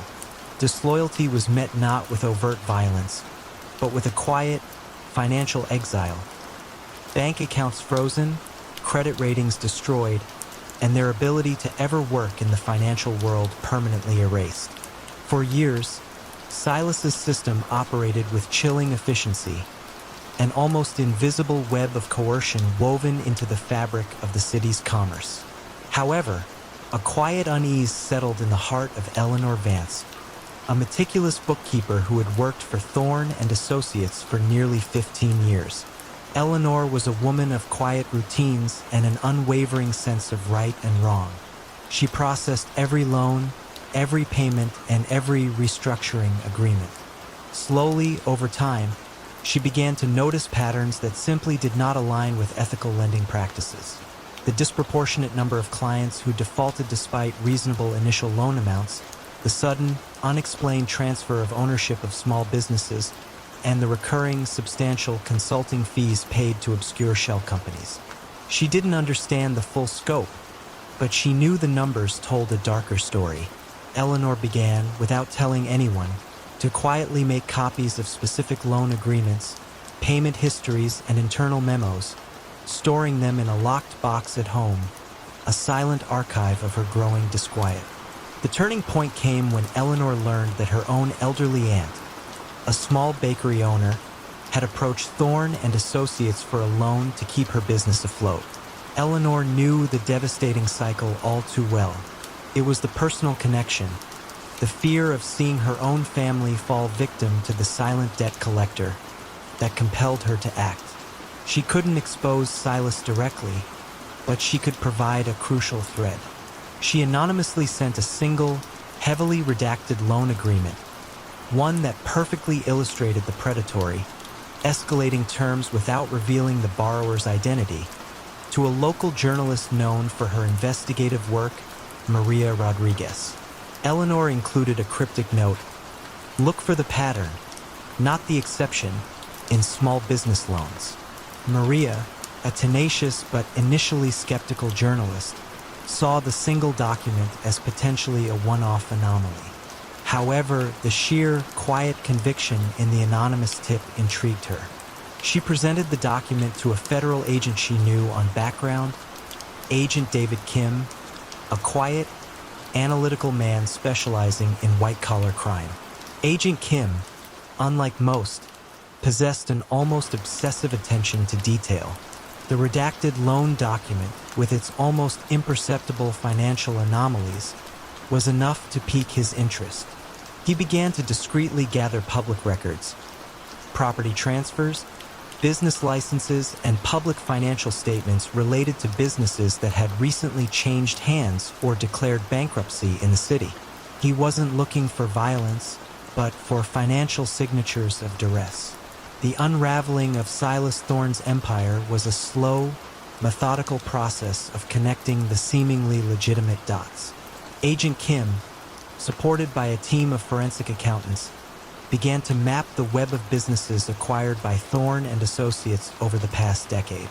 They discovered that nearly every acquired business had first received a loan from Silas's firm, and that the terms of those loans, when examined collectively, revealed a consistent pattern of escalating interest, hidden fees, and coercive clauses that inevitably led to default and acquisition.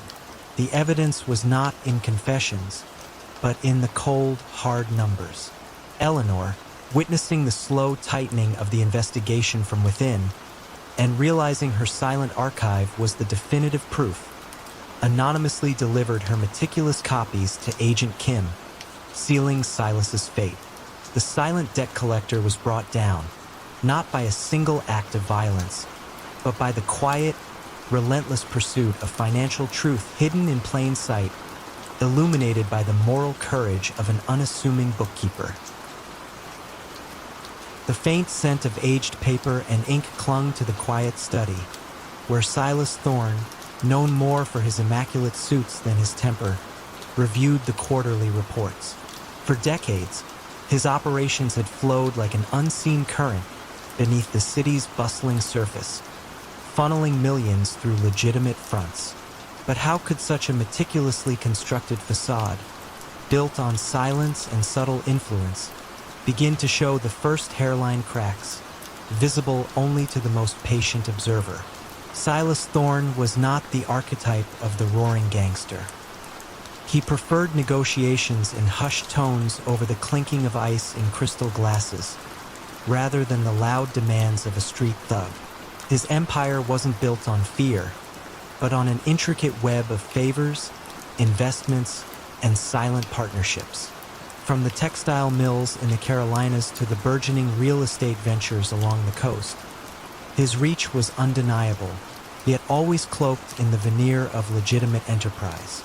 His brilliance lay in anticipating trends, in identifying the subtle shifts in the economic tide that others missed. He had a knack for making seemingly risky investments turn into quiet gold mines, all while the true source of his capital remained an enigma to outsiders. The heart of Silas's operation was financial ingenuity.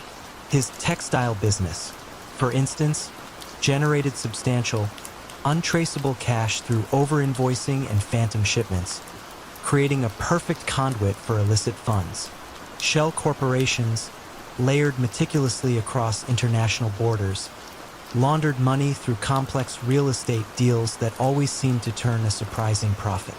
You could trace a dozen transactions, each seemingly innocuous, and still never find the original source. It was a masterpiece of financial illusion, designed to frustrate any conventional audit. His network of trusted lawyers and accountants, many of whom believed they were simply optimizing tax structures for a wealthy, private investor, ensured every document was legally watertight. The true nature of the funds, however, was known only to a select few, and even they understood it through euphemisms and coded language. The unraveling didn't begin with a wiretap or a disgruntled associate. It started with a single, unassuming man named Arthur Finch, an IRS agent whose career had been defined by a quiet persistence. Finch wasn't interested in the violent street wars. His fascination lay in numbers, in the subtle discrepancies that whispered of deeper secrets. For years, Finch had noticed a curious pattern in the regional economy.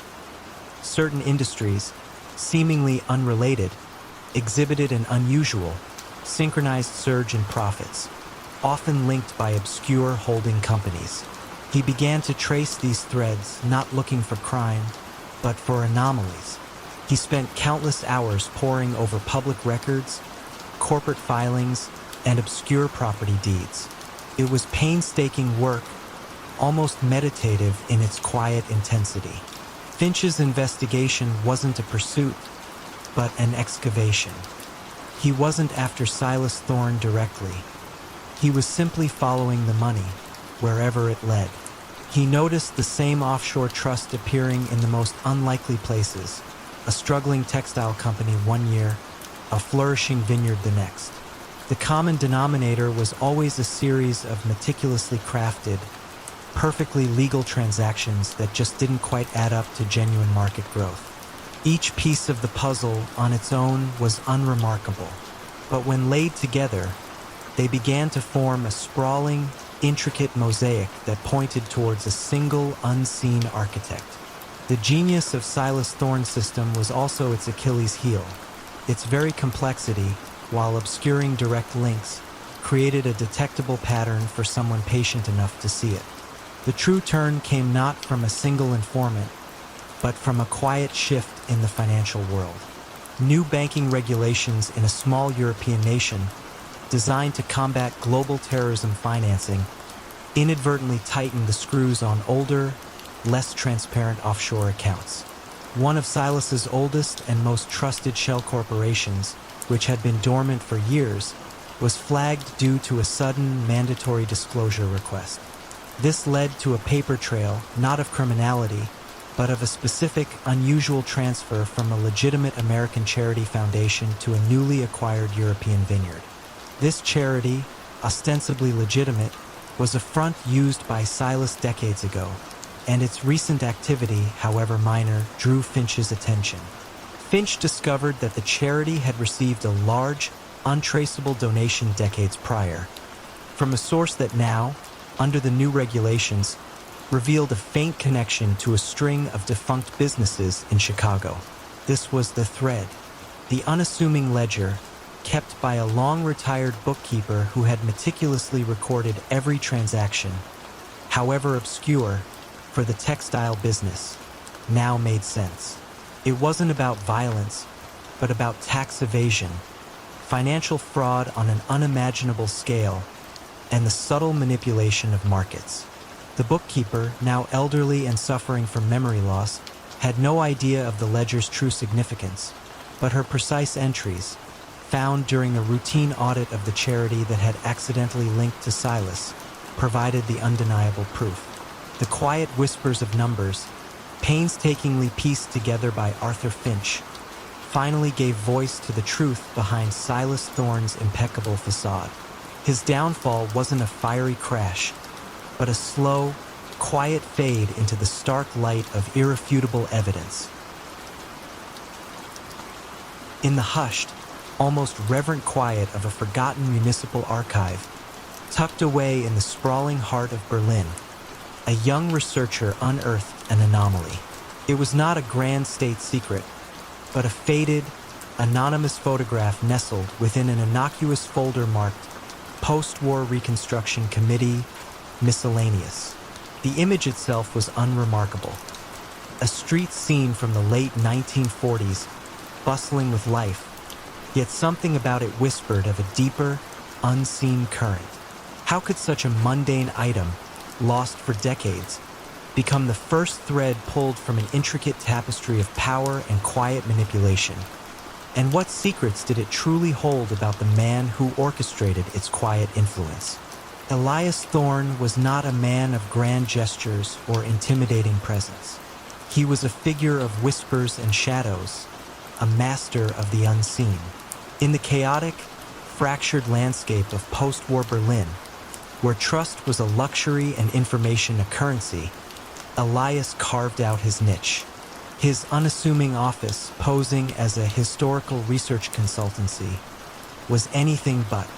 It was the nerve center of an operation built not on violence, but on leverage. Elias understood human nature profoundly. Everyone, from the lowliest clerk to the highest-ranking official, harbored secrets. His genius lay not in uncovering sensational scandals, but in meticulously collecting and categorizing the quiet vulnerabilities, the small indiscretions, the faint whispers of past improprieties. His rise was subtle, almost imperceptible. He began by offering historical research services to individuals seeking to reconstruct family histories or wartime records. Through this seemingly benign work, his network of informants grew: archivists, retired civil servants, even former intelligence operatives who, for a modest fee or a carefully placed favor, would provide seemingly irrelevant documents or anecdotes. Elias possessed an uncanny ability to connect disparate pieces of information, recognizing how a casual remark about a wartime transaction could become a potent tool against a rising politician, or how a forgotten pre-war financial entanglement could quietly reshape a lucrative industrial contract. He rarely threatened. His method was a gentle, almost regretful reminder of a certain inconvenient truth, followed by a suggestion of mutual benefit. This soft coercion was far more effective than overt intimidation, fostering a quiet dependency rather than open defiance. Elias's strategies were a masterclass in psychological manipulation and intricate financial maneuvering. He established a series of small, legitimate-looking businesses, a rare book dealership that discreetly laundered funds through inflated acquisitions, a struggling art gallery that served as a conduit for donations from appreciative clients, and a small publishing house that occasionally released obscure historical texts, providing perfect cover for his research. These fronts not only generated legitimate income, but also provided a steady stream of plausible reasons for his agents to interact with influential figures. His agents weren't thugs, but sharp-witted individuals, often former academics or journalists, who excelled at gathering intelligence through polite conversation and diligent research. You might find yourself sharing a drink with one of them at a quiet cafe, discussing the nuances of post-war literature, never suspecting that your casual remarks about a former colleague were being meticulously filed away in Elias's ever-expanding archive. The moment it all began to unravel was, ironically, due to Elias's own meticulousness. By the late 1970s, as technology advanced, Elias began to digitize his vast collection of secrets onto microfiche and early computer databases, believing this would make his archive even more secure and searchable. He was a man obsessed with order, with perfect recall. However, this very drive for perfection introduced a minute flaw. Years later, in the early 2000s, a team of independent auditors, commissioned to modernize the entire municipal archive, discovered a single misfiled microfiche card. It was a seemingly insignificant error, a card belonging to Elias's consultancy that had been accidentally shelved within a public collection. This particular microfiche contained a scan of a private diary entry from a minor, long-deceased government official from the 1950s. The entry detailed an unusual, unprompted promotion and a coded reference to the curator's insights. What caught the auditor's eye was not the content itself, but a unique, almost imperceptible watermark on the scan, a digital signature Elias had developed for internal tracking. This same watermark was then found on a handful of other seemingly innocuous documents within the public archive, all linked by a common thread. They pertained to individuals who had experienced inexplicable, rapid ascensions in their careers or fortunes, often after a brief, forgotten association with Elias's consultancy. The auditors, initially puzzled, then quietly intrigued, began to cross-reference these documents with publicly available information. They discovered a pattern of seemingly legitimate shell corporations linked by a shared, obscure legal address that had facilitated questionable land deals or provided consulting fees to these same influential figures. The photograph unearthed by the young researcher, taken decades prior, showed a brief, almost unnoticed interaction between a future prominent industrialist and one of Elias's early agents. It was a detail so small, so easily dismissed, that it had remained hidden for decades. Elias's downfall was not a sudden collapse, but a slow, quiet revelation, like the gradual fading of a powerful shadow under the relentless, unassuming light of pure, unadulterated curiosity. The antique grandfather clock in the opulent, yet strangely quiet, study chimed noon, its resonant tones echoing through the empty mansion. Outside, a gentle rain began to fall, mirroring the melancholy that seemed to permeate the very air of the sprawling estate. Elias Thorne, the man who had orchestrated an empire of whispered secrets and subtle leverage, was gone. But what unseen ripples did his meticulously constructed network leave behind, and how would its intricate web continue to ensnare those who believed themselves free of his influence? Elias Thorne's passing didn't create a vacuum. It created a tremor. His historical research consultancy in Berlin, once a hub of quiet power, stood silent. Yet, the seeds he had sown over decades had taken deep root, and even without his direct guidance, the network he built possessed a strange, self-sustaining inertia. His hand-picked lieutenants, skilled in the art of soft coercion and information arbitrage, suddenly found themselves untethered, yet still bound by the intricate systems Elias had perfected. They were not criminals in the traditional sense, but highly specialized operatives in a world where data was the ultimate weapon.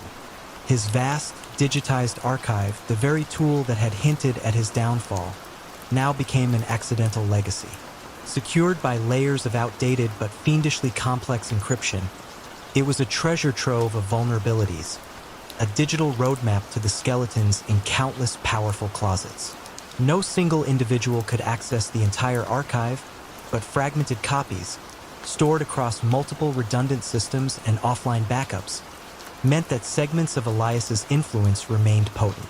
These fragments, like shards of a broken mirror, still reflected uncomfortable truths, waiting to be rediscovered by those who knew what to look for or simply stumbled upon them. The immediate aftermath of Elias's death saw a cautious realignment. His lieutenants, each controlling a piece of the financial and informational puzzle, began to operate independently, often unknowingly leveraging the same discrete channels Elias had established. The rare book dealership continued to move funds, the art gallery still facilitated donations, and the publishing house occasionally issued new, historical analyses. The subtle pressure points Elias had identified, the undisclosed investments, the secret offshore accounts, the quiet indiscretions, remained potent, influencing decisions in corporate boardrooms and political backchannels without the need for overt threats. It was as if Elias's ghost continued to pull the strings, his shadow extending far beyond the grave. The full extent of his legacy, however, became apparent when a young, ambitious politician, rising quickly through the ranks, found his career suddenly stalled. Senator Schmidt, a man with an impeccable public image, discovered that a carefully selected detail from his distant past, a minor ethical lapse during his student years, long forgotten and inconsequential on its own, had mysteriously resurfaced in a private conversation between two influential campaign donors. There was no direct accusation, no public scandal, just a quiet, almost sympathetic concern about his judgment from a few key figures, enough to shift momentum and divert vital funding. Senator Schmidt, a man of sharp intellect, didn't dismiss it as coincidence. He hired a private investigator, a former intelligence analyst named Lena Petrova, known for her ability to discern patterns from seemingly unrelated data points. Lena began by tracing the origins of the concern, a nebulous task that led her down a rabbit hole of anonymous emails, untraceable phone calls, and hushed meetings. She discovered that the concern always seemed to emanate from circles connected, however tangentially, to a certain obscure investment fund, one that had been quietly acquiring stakes in various European energy companies. This fund, she eventually traced back to a network of shell corporations, identical in structure to those Elias Thorne had favored. The real breakthrough came when Lena cross-referenced the names associated with the investment fund with a series of old, digitally preserved historical research invoices from Elias Thorne's former consultancy. One name, a minor consultant who had worked for Senator Schmidt's campaign years ago, appeared on both lists. This consultant, now a successful lobbyist, had unknowingly accessed a fragmented portion of Elias's archived information related to Schmidt's past, using it to gently nudge outcomes in favor of the investment fund's interests. The consultant wasn't aware of Elias or his network. He simply saw an opportunity in a database he had legally acquired from a defunct research firm. The information was merely leverage, applied subtly and without trace. The full scale of the unraveling came not through a dramatic exposé, but through a series of quiet, strategic divestitures. Lena's meticulous work revealed that the investment fund's influence was too pervasive, too deeply woven into the fabric of legitimate enterprise to be directly confronted. Instead, by discreetly publishing an academic paper on the unseen financial architectures of post-war Europe, Lena exposed the methodology rather than the specific actors. The paper, appearing in an obscure economic journal, detailed the patterns of financial transactions, the use of shell corporations, and the subtle leveraging of information, all without naming names. The financial world, suddenly alert to the blueprint, began to quietly dismantle the very structures Elias had built. The quiet, insidious power of Elias Thorne's legacy didn't end with a bang, but with a series of almost imperceptible whimperings, as his unseen empire slowly, quietly, began to recede into the shadows from which it had first emerged. What secrets might still linger, buried deep within those digital fragments, awaiting the next unsuspecting researcher? The hushed anticipation in the smoke-filled backroom of the Onyx Club was palpable, thicker than the Cuban cigar smoke that perpetually clung to its velvet drapes. Leo, the architect Moretti, his silver hair impeccably slicked back, raised a glass of amber liquid, his eyes scanning the faces of his most trusted associates. He had just outlined his grandest scheme yet, a plan to integrate their illicit operations directly into the city's burgeoning legitimate infrastructure. But how could a man of such foresight, whose empire was built on foresight and intricate planning, fail to anticipate the one variable that would prove to be his undoing, and what unseen force was already at play to ensure his downfall? Leo Moretti wasn't a man of brute force. He was a master of strategy, a chess player in a world of checkers. His nickname, the Architect, was well-earned. He saw opportunities where others saw only chaos, and he built structures of influence with the precision of a master craftsman. His operations in 1960 Chicago were less about violent turf wars and more about controlling the flow of goods and services, both legal and illicit. He understood that true power lay not in fear, but in indispensable utility. If you controlled the supply chains, From the freshest produce delivered to restaurants to the quiet distribution of untaxed liquor, you controlled the city. His genius lay in legitimate infiltration. He purchased a chain of seemingly innocuous laundromats, not for their meager profits, but for the constant, unobserved flow of cash they generated, perfect for layering illicit funds. He invested heavily in a struggling wholesale produce company, transforming it into the city's most efficient distributor, simultaneously controlling the legitimate food supply and creating a seamless channel for smuggled goods. The Onyx Club itself, while appearing to be a high-end jazz establishment, was in fact the central hub for his quiet negotiations, where deals worth millions were sealed with a handshake and a shared understanding, never a written contract. His network of corrupt union officials ensured that his goods moved unimpeded, while his quiet influence on city council members meant zoning laws and permits always seemed to fall in his favor. It was a symphony of soft coercion and strategic manipulation. The core of his strategy was diversification and integration. Money from gambling operations was meticulously laundered through the laundromats, then injected into the wholesale produce company as legitimate revenue.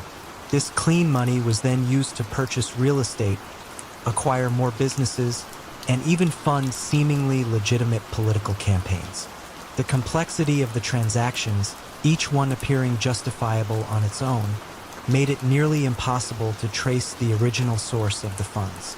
You could audit the laundromats, the produce company, the club, all would appear above board, with carefully crafted ledgers and plausible explanations for every expense and profit. The true ledger, the one that tied all these disparate elements together, existed only in Leo's mind and in the fragmented, coded notes kept by his most trusted and equally meticulous accountant. The unraveling of Leo's empire didn't come from an aggressive prosecutor or a determined detective. It began with an uncharacteristic, almost whimsical decision by Leo himself. In his later years, craving a legacy beyond mere wealth, he decided to subtly influence the city's architectural landscape. He began funding a number of seemingly philanthropic urban renewal projects, commissioning ambitious, modern buildings that would reshape the skyline. He saw these structures as monuments to his quiet power, a way to leave a lasting mark. One such project was a new public library, a towering edifice of glass and steel. The library project, however, attracted the attention of a young, idealistic city planner named Elena Petrova. Elena wasn't looking for crime. She was obsessed with transparency in public works, especially given the historical propensity for corruption in city contracts. As she meticulously reviewed the financial records for the library's construction, a small, almost imperceptible anomaly caught her eye. A particular subcontractor, seemingly legitimate, had been awarded multiple, highly lucrative contracts on various city projects, all of which had received silent, behind-the-scenes approval from Leo's network. The subcontractors' bids were consistently just low enough to win, yet high enough to guarantee substantial profit margins. Elena noticed that this subcontractor's financial statements, while appearing clean, always showed a curious circular flow of funds.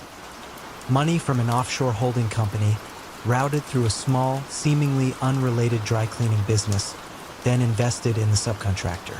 The dry cleaning business, it turned out, was one of Leo's laundromats. This single connection, a faint thread in a vast tapestry, led Elena to quietly investigate the other projects connected to the subcontractor. She found the same subtle pattern: inflated material costs, phantom employees, and a consistent, albeit indirect, link back to Leo's seemingly legitimate businesses. The sheer volume of legitimate transactions, however, masked the subtle siphoning of public funds. The true moment of vulnerability came when Elena, pursuing a lead on a minor discrepancy in cement delivery manifests, discovered a warehouse listed as storage for the produce company. Intrigued, she visited the address. It was unassuming, just a large industrial building. But inside, Tucked away behind stacks of fruit crates, she found crates marked not for produce, but for high-end Cuban cigars and vintage French cognacs, goods that had never passed through customs. It was a single, undeniable piece of physical evidence, confirming the illicit operations quietly running alongside the legitimate ones. Leo's careful planning had created a fortress, but his vanity, his desire to build a visible legacy, had unwittingly provided the crack in the foundation. The whisper of the hidden trade, found within the very legitimate businesses he had so cleverly integrated, was the note that would shatter the silent symphony of Leo Moretti's carefully constructed empire. The scent of freshly baked bread mingled strangely with the faint metallic tang of old coins in the back office of Mama Rosa's Bakery, a beloved neighborhood institution in 1980s Palermo. Isabella the banker Rossi, her hands dusted with flour, meticulously updated ledgers that held secrets far more complex than simple pastry sales. Her operation, unlike the loud, flamboyant exploits of other crime figures, was built on an almost invisible currency, trust and quiet desperation. But how could a woman who wielded such potent influence through subtle financial maneuvering, and whose network was as robust as the old city stone, fail to see the quiet storm brewing within her own tightly knit family, and what overlooked detail would ultimately lead to her downfall? Isabella Rossi was a matriarch in every sense of the word, but her domain was not simply her family. It was the entire local economy. In a city grappling with widespread poverty and distrust of official institutions, Isabella offered a parallel system of finance that was both more accessible and, for many, more reliable. Mama Rosa's Bakery was her front, a symbol of community and tradition. But behind the sweet facade, it was a bank, a loan shark, and a discreet money laundering operation all rolled into one. Her clients ranged from desperate small business owners needing capital to families seeking to send remittances abroad, all avoiding the prying eyes of conventional banks and the crippling bureaucracy. Her genius lay in her understanding of community needs and her absolute discretion. Loans were granted on a handshake, based on reputation and family ties rather than collateral. Repayments were collected quietly, often through seemingly innocuous errands or deliveries. Funds from illicit activities, smuggled goods, minor racketeering operations were layered through the bakery's cash-intensive business, mixed with legitimate sales, and then funneled into these small, seemingly benevolent loans. The interest rates were usurious, but the accessibility and the promise of no questions asked made it an attractive alternative for those with no other recourse. You might buy a loaf of bread and, in the same transaction, arrange for a loan that would save your struggling olive grove, never realizing the true source of the capital. Isabella's criminal strategies were a masterpiece of social engineering and subtle financial leverage. She built a network of debtors and informants who were bound not by fear, but by a powerful sense of obligation. Her protection extended to the smallest vendors, ensuring their goods were never stolen and their stalls never vandalized, for a small, regular fee. This soft coercion maintained order and funneled a steady stream of income into her coffers. The loans, once repaid, created loyalty, and her ability to provide quiet, untraceable capital made her indispensable. She knew everyone's secrets, not through aggressive surveillance, but through the natural flow of gossip and the casual confessions of those seeking her help. Her knowledge was her power, wielded with a gentle smile and a quiet word. The unraveling of Isabella's empire did not come from an external threat, but from a quiet, internal fracture within her own family.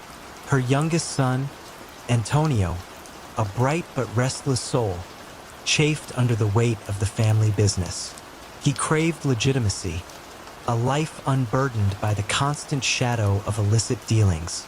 Antonio, while helping with the bakery's finances, began to question the ever-increasing complexity of the ledgers, the coded entries for flour shipments, that bore no resemblance to actual inventory. He saw the quiet desperation of the debtors and the subtle, unspoken fear that underlay the community's reliance on his mother. He wasn't a mole, but a man burdened by conscience. Antonio's discontent was compounded by an unlikely catalyst. A local priest, Padre Giuseppe, who had recently returned from studies abroad. Padre Giuseppe, with his fiery sermons against corruption and his quiet work establishing a legitimate credit union for the poor, began to offer an alternative to Isabella's system. Antonio, drawn by the priest's idealism, started volunteering at the credit union, initially just to learn about legitimate finance. As he compared the credit union's simple, transparent accounting to his mother's arcane ledgers, the true scale of her operation and its quiet exploitation began to dawn on him. The critical moment came not with a confession, but with a seemingly innocent request.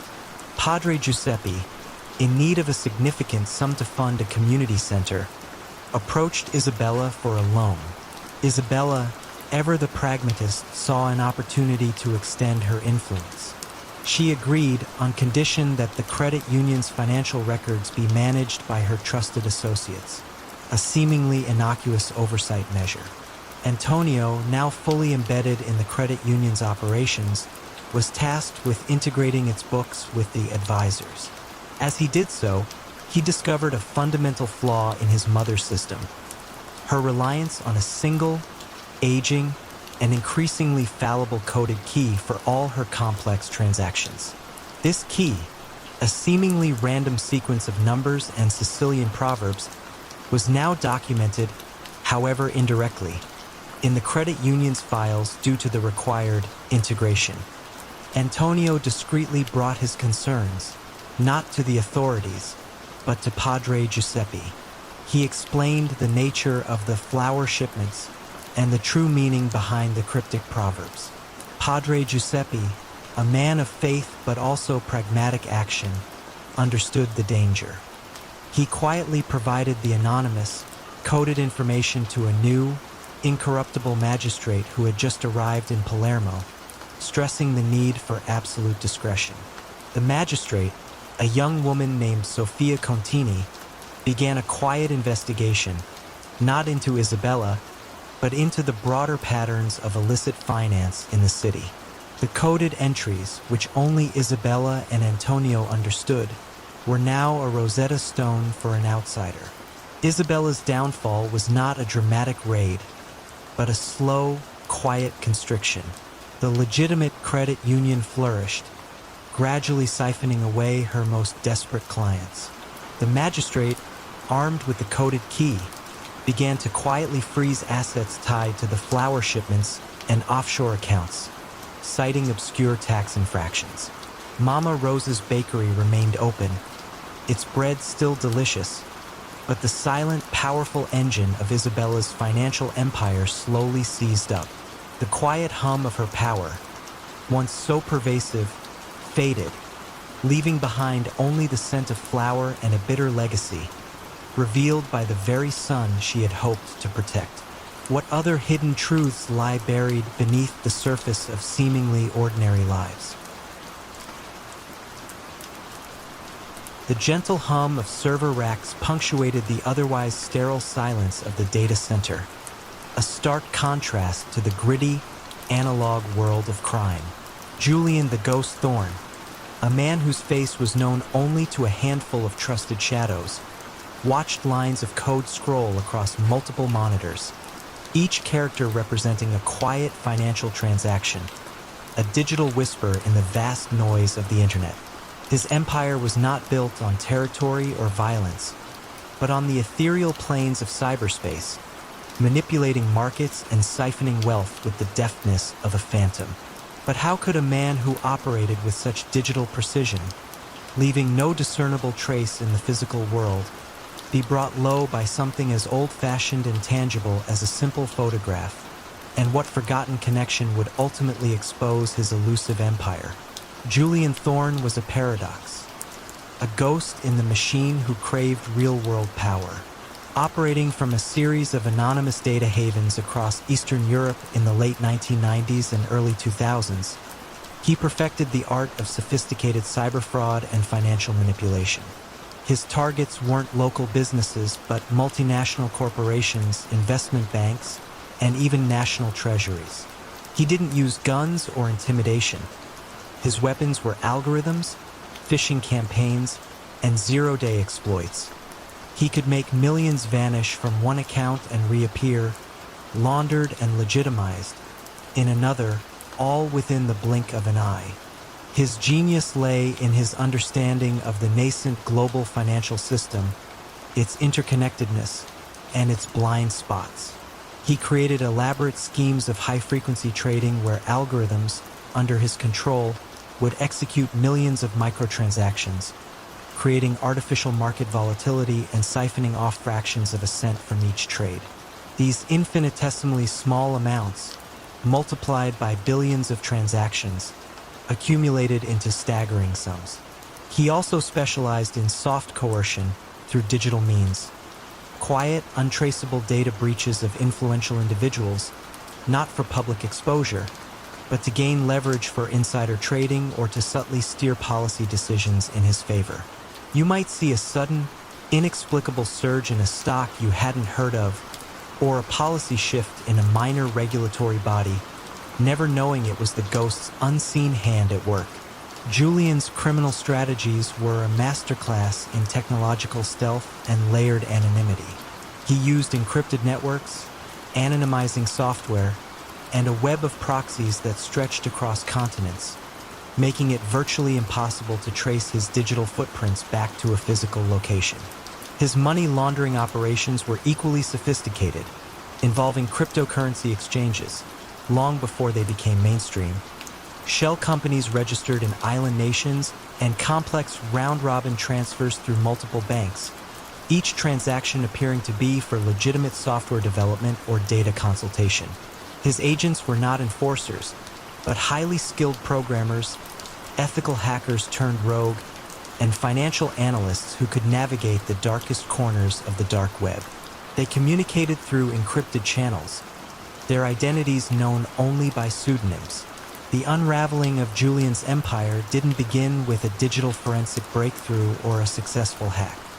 It started with an old physical photograph.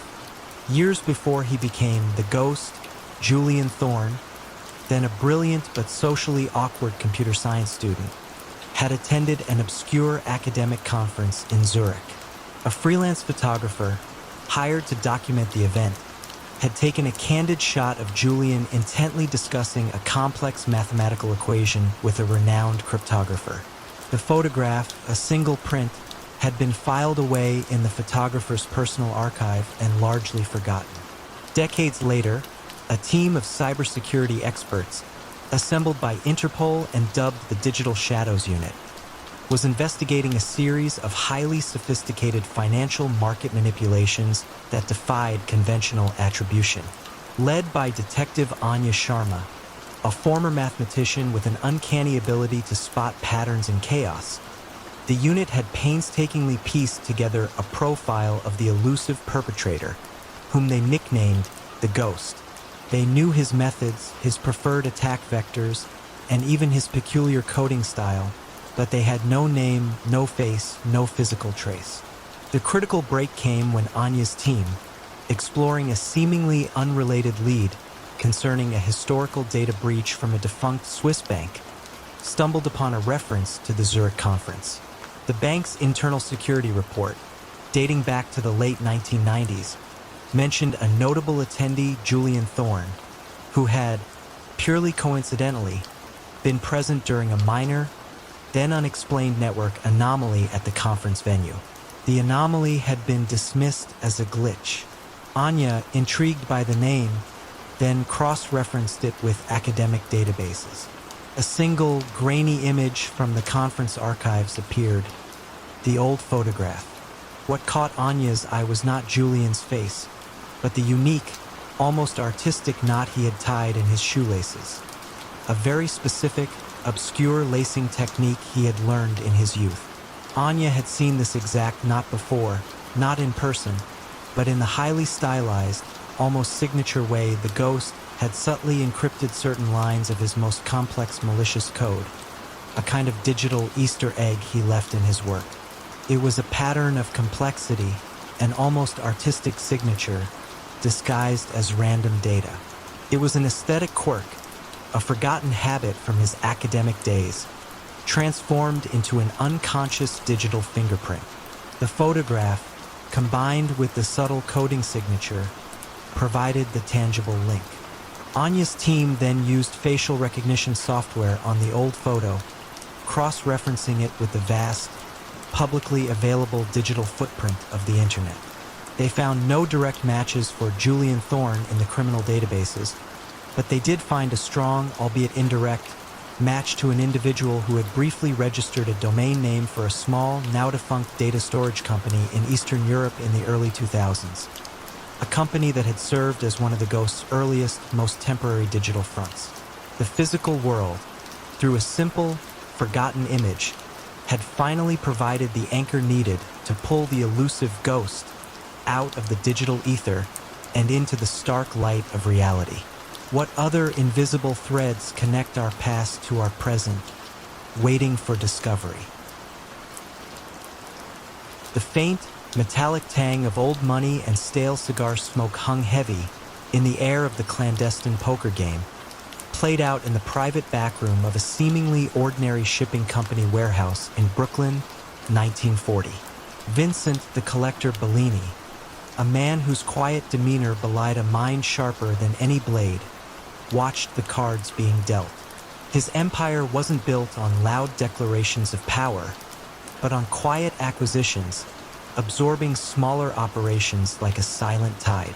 But how could a man so adept at controlling every variable, whose reach extended into every corner of the city's waterfront, fail to see the subtle erosion happening not from an external threat, but from within the very fabric of his meticulously constructed financial web, and what unforeseen, almost random factor would ultimately expose his silent tyranny? Vincent Bellini was a master of consolidation, earning his moniker, the Collector, by slowly and systematically absorbing every independent shipping and trucking operation along the bustling New York docks.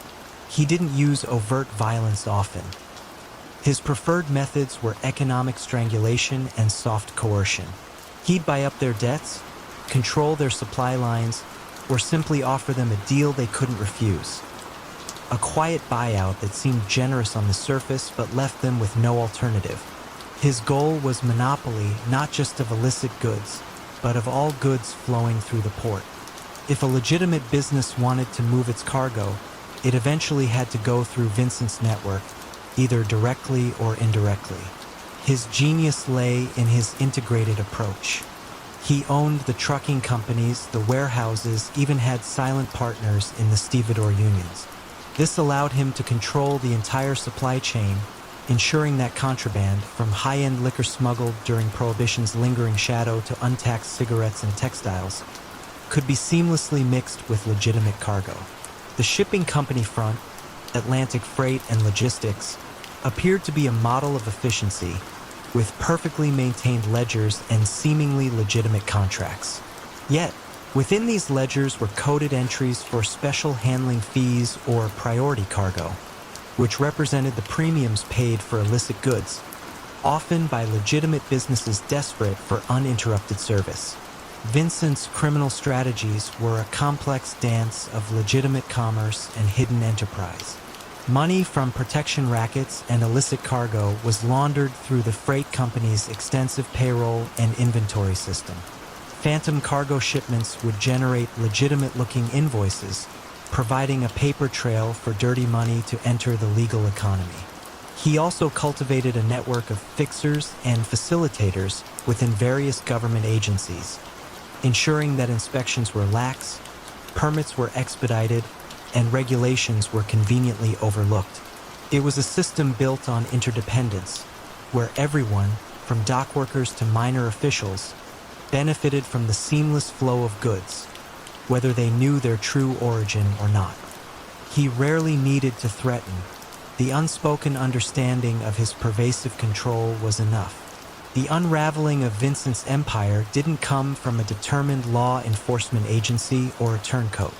It began with an almost accidental discovery by a young, meticulous archivist named Evelyn Reed. Evelyn worked for a relatively obscure municipal department, tasked with digitizing decades of public records, focusing on old property deeds and shipping manifests. She wasn't looking for crime. She was simply ensuring accurate historical data. Her fascination was with the flow of commerce, the quiet rhythm of the city's economy as reflected in its paperwork. As Evelyn cross-referenced seemingly random shipping manifests from the 1930s with property ownership records, she noticed a curious anomaly. Several small, independent trucking companies that had gone out of business in a short period had all coincidentally sold their assets at unusually low prices to a single, newly formed holding company. This holding company, which then rapidly expanded, was Atlantic Holdings Incorporated, the parent company of Vincent Bellini's Atlantic Freight and Logistics. What caught Evelyn's eye was not the acquisition itself, but a unique, almost identical clause in each of the purchase agreements. A minor, seemingly insignificant provision regarding the mandatory future use of a particular, obscure insurance firm for all cargo coverage. Evelyn, curious about this odd consistency, looked into the insurance firm. It was small, privately owned, and appeared to do very little business beyond insuring Atlantic Holdings. The firm's publicly available financial statements, while seemingly clean, showed a disproportionately high number of claim payouts for minor, almost negligible damages. These payouts, to Evelyn, looked suspiciously like a way to move money discreetly, often to shell companies that then invested in Atlantic Freight's legitimate expansion. The critical break came not from a single revelation, but from a persistent, almost obsessive pattern recognition. Evelyn began to plot the addresses of the defunct trucking companies and the subsequent acquisitions on a map of the waterfront. She overlaid this with a map of incidents reported to the city: minor fires, equipment malfunctions, unexplained delays. A pattern emerged. Every independent operator that had resisted selling to Atlantic Holdings had, within months, experienced a sudden and inexplicable string of unfortunate events that made their operations untenable. The soft coercion was laid bare, not through testimony, but through the silent narrative of numbers and locations. The final piece of the puzzle came from an unexpected source: a forgotten, hand-drawn map. During a recataloguing project of old municipal blueprints, Evelyn discovered a highly detailed, unofficial map of the Brooklyn docks from the early 1940s. It was a worker's personal reference, noting shortcuts, hidden loading bays, and, most importantly, a series of unofficial storage facilities that weren't listed on any public record. One of these facilities, marked with a distinctive, almost childlike drawing of a bell, was located directly behind the Atlantic Freight and Logistics warehouse. Intrigued, Evelyn visited the location. It was a nondescript, brick building, its entrance cleverly obscured. She didn't find contraband, but rather stacks of meticulously organized, old shipping manifests and ledgers, clearly distinct from the company's official records. They were the true coded books of Vincent, the collector Bellini, detailing every special handling fee, every priority cargo, and the precise flow of illicit funds through the seemingly legitimate Atlantic Freight and Logistics. The quiet obsession of an archivist, driven by nothing more than a desire for order and truth, had unveiled the hidden empire of Vincent Bellini, not with a bang, but with the subtle turning of pages and the quiet click of a calculating mind. What silent narratives remain buried in the archives of our past, waiting for someone to listen.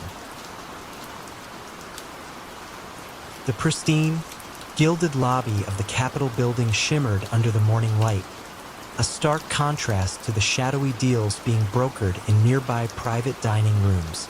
For decades, Silas, the facilitator Vance, had navigated these corridors of power with an almost invisible touch, his influence shaping legislation and careers without ever leaving a public fingerprint. But how could such a master of subtle manipulation, whose power stemmed from knowing precisely where to place every whisper and every favor, be brought down by the very transparency he often preached, and what innocuous detail, overlooked in his intricate network, would expose his carefully constructed influence? Silas Vance was not a politician, nor was he a registered lobbyist in the traditional sense, though his work was inherently political. Operating from a tastefully understated office building just blocks from the National Mall in 1990s Washington, D.C., he built an empire on influence, information, and the quiet cultivation of indebtedness. His nickname, the Facilitator, truly captured his essence. He didn't demand, he enabled. He didn't threaten, he arranged.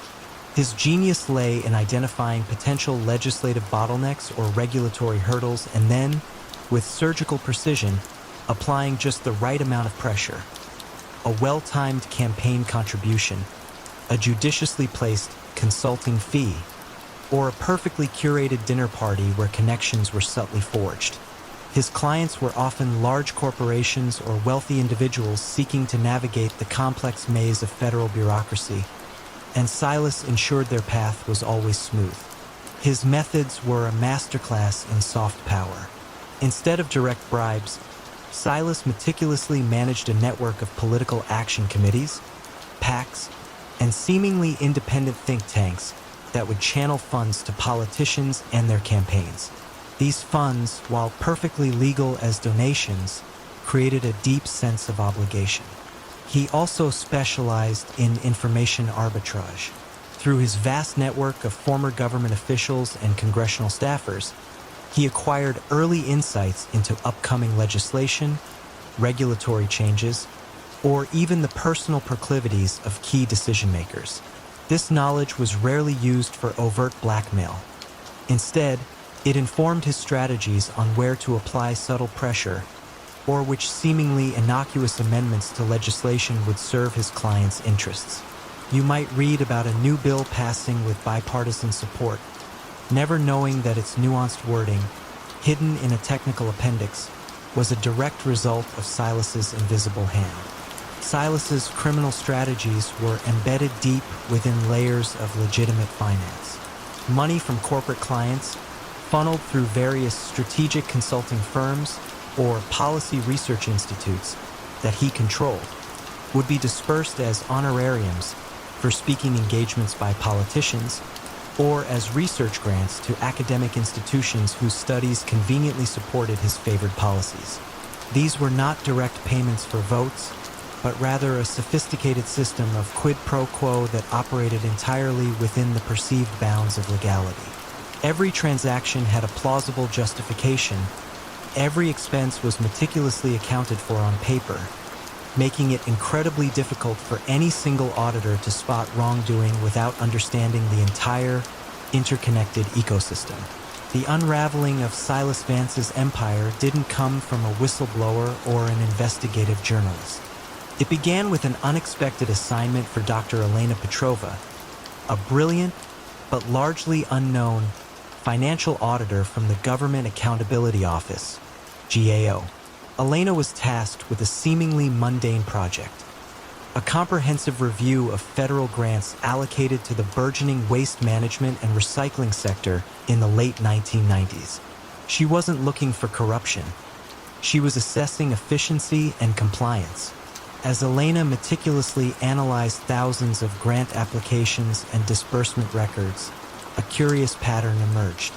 A disproportionate number of grants, always small individually but substantial collectively, were consistently awarded to a handful of companies in a very niche segment of waste processing, specifically advanced plastics recycling technology.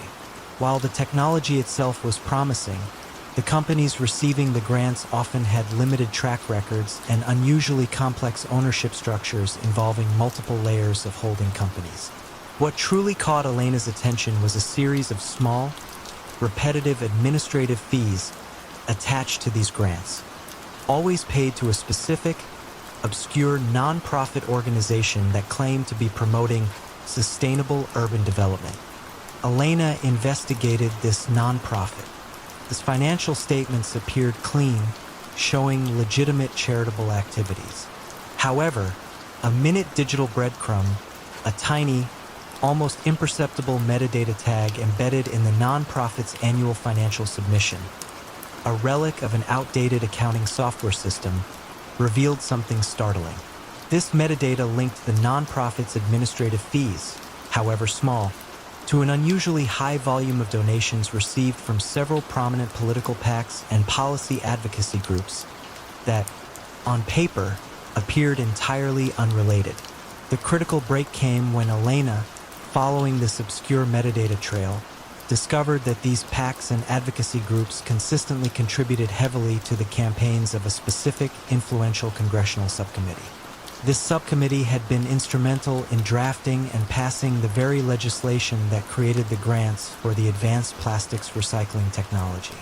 Furthermore, several members of this subcommittee had, shortly after the legislation passed, reported receiving substantial consulting fees from various seemingly legitimate strategic consulting firms, the same firms that sourced their funding from Silas Vance's core network.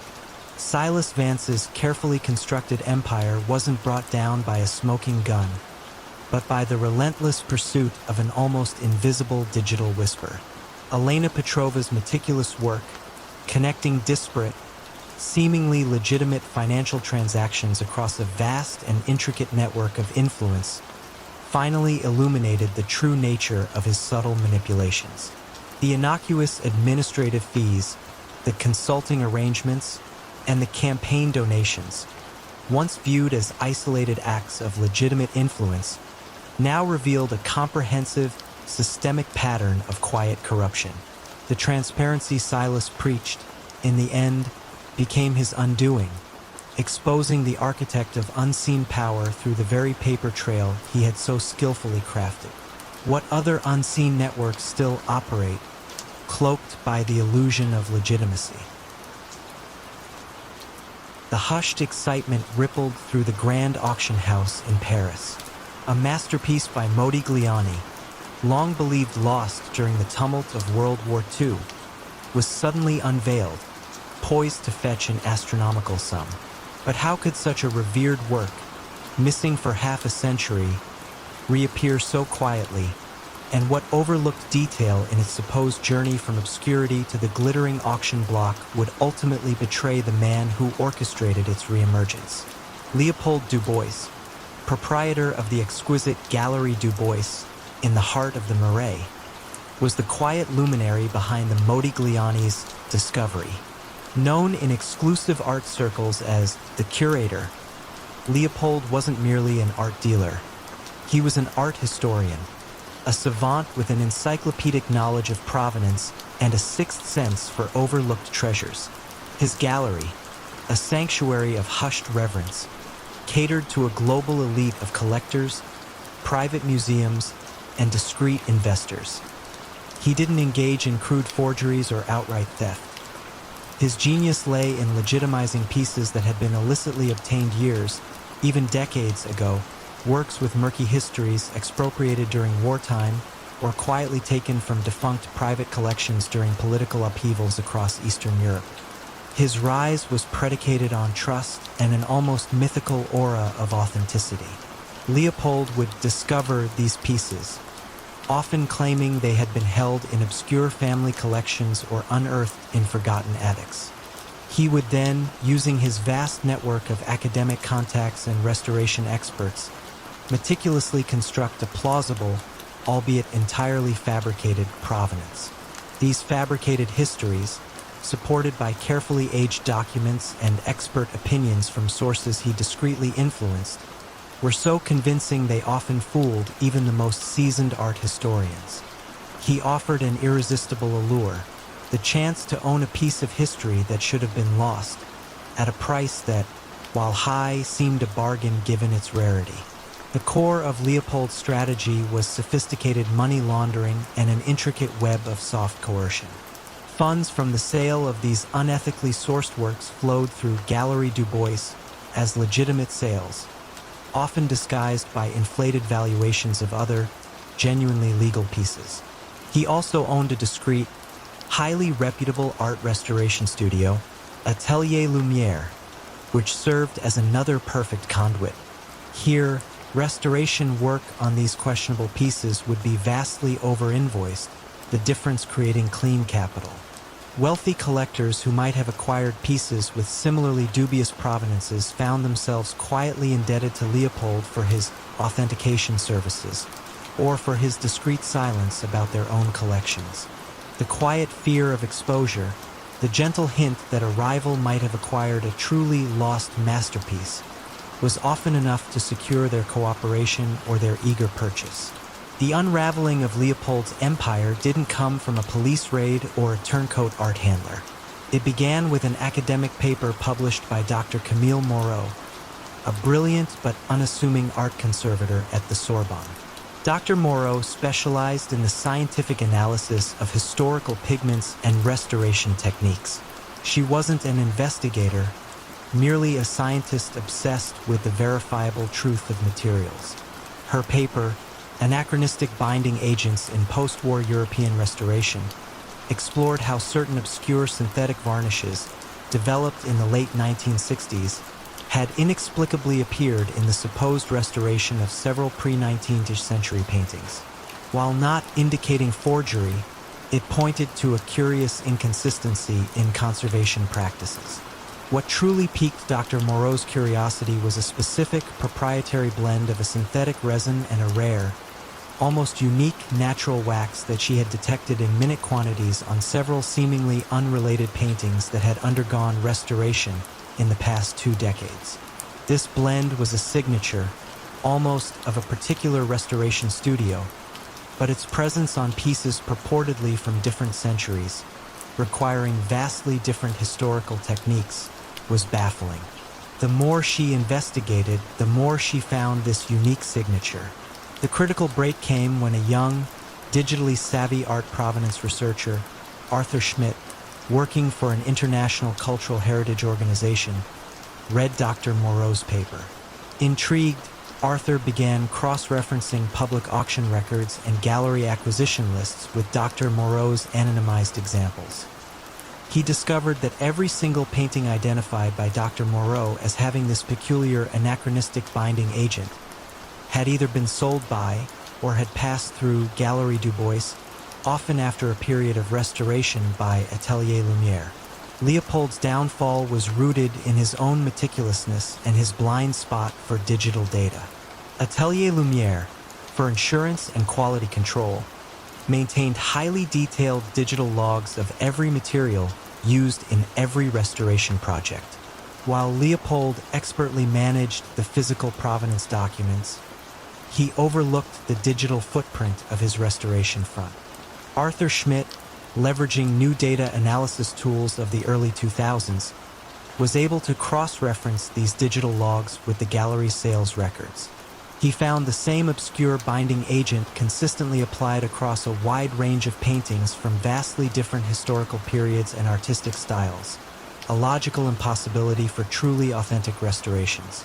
This digital data, unassailable and meticulously logged, formed a pattern that could not be explained away. The Modigliani, the crown jewel of Leopold's latest discovery, was his undoing. The very same anachronistic binding agent was found on its surface. The exposure wasn't a public indictment, but a quiet, academic deconstruction. Arthur Schmidt presented his combined findings at a major international art history conference, publishing his research not as an accusation, but as a groundbreaking study in forensic provenance. The quiet discrediting of Galerie du Bois's authentications and the subtle questions raised about the provenance of its entire collection led to a slow, devastating loss of trust from wealthy collectors and museums. Without trust, Leopold's quiet power dissipated. His finds were no longer desirable. His network of indebted collectors crumbled as their own reputations were quietly, subtly tainted by association. His empire, built on the illusion of authenticity, slowly faded under the cold, precise light of scientific truth.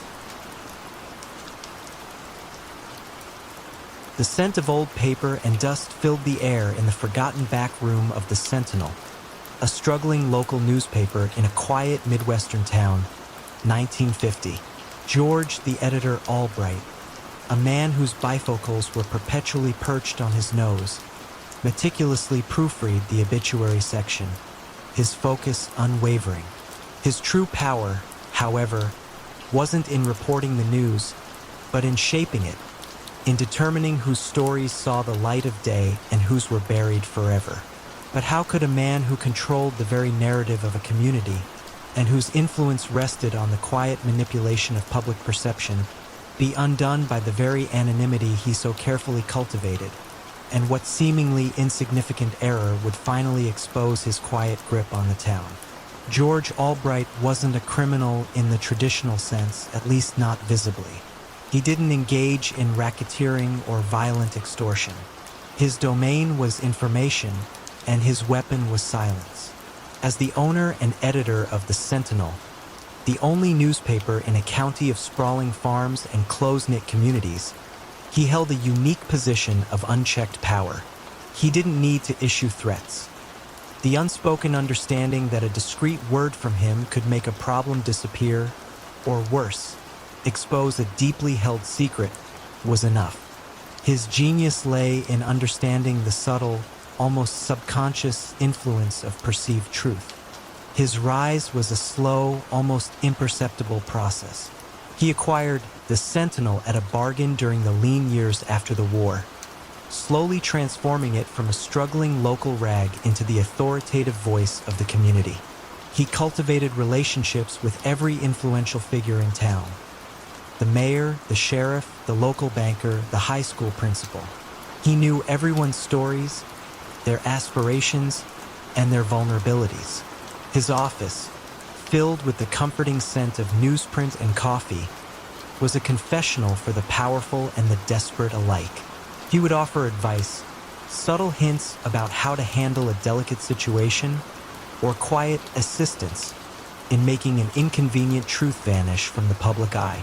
The core of George's strategy was blackmail, but of the most subtle, non-explicit kind, interwoven with carefully constructed favors. He collected information on minor indiscretions: a politician's secret gambling debt, a businessman's infidelity, a sheriff's quiet reliance on a local bookie. This information was rarely used to demand money directly.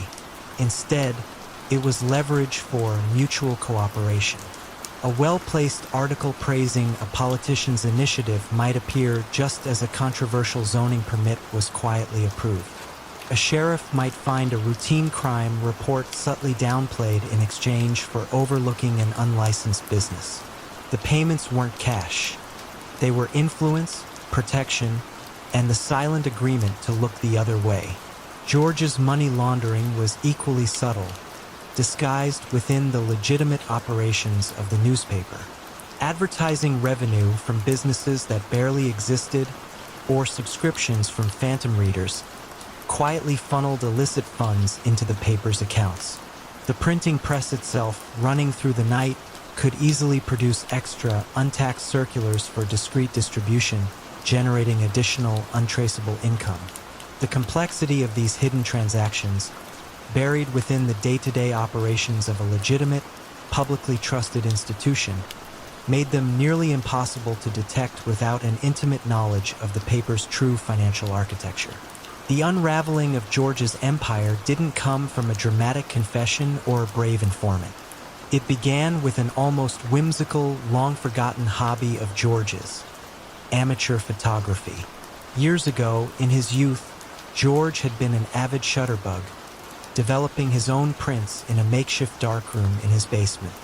He had a peculiar habit of numbering his negatives, not sequentially, but by a complex, personalized code that linked to specific events or conversations he considered noteworthy. This system, a personal mnemonic device, was entirely separate from his newspaper's official archives. Decades later, a new, state-of-the-art regional archive was being established, aiming to preserve local history. A young, enthusiastic archivist named Sarah Jenkins, passionate about digitizing old media, volunteered to help the Sentinel organize its vast collection of historical photographs and negatives.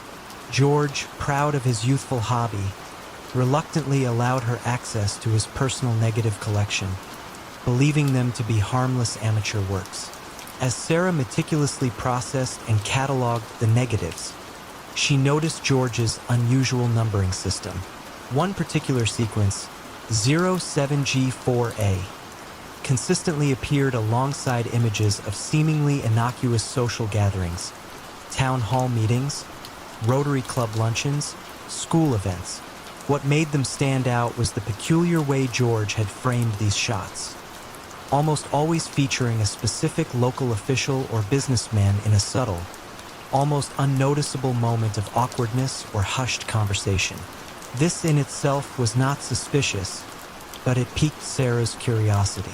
The critical break came when Sarah, researching a local historical society request, was asked to find an old photograph of a specific town council meeting from 1957.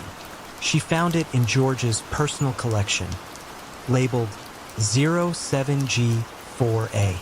However, another, seemingly identical photograph of the same meeting was published in the Sentinel a few days later, but with a slight, almost imperceptible cropping.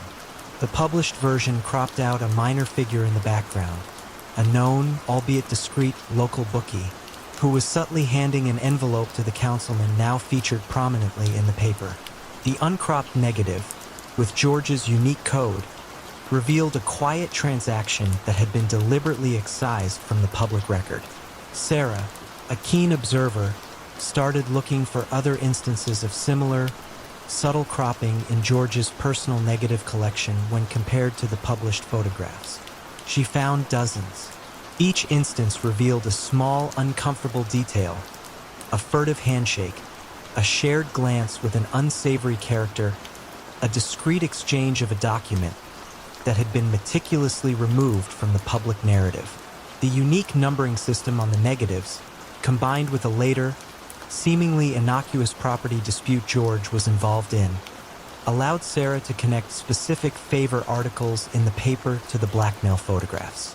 George's downfall was not a sudden exposure, but a slow, quiet revelation, meticulously pieced together by a young archivist who saw not just images, but the silent stories they chose not to tell.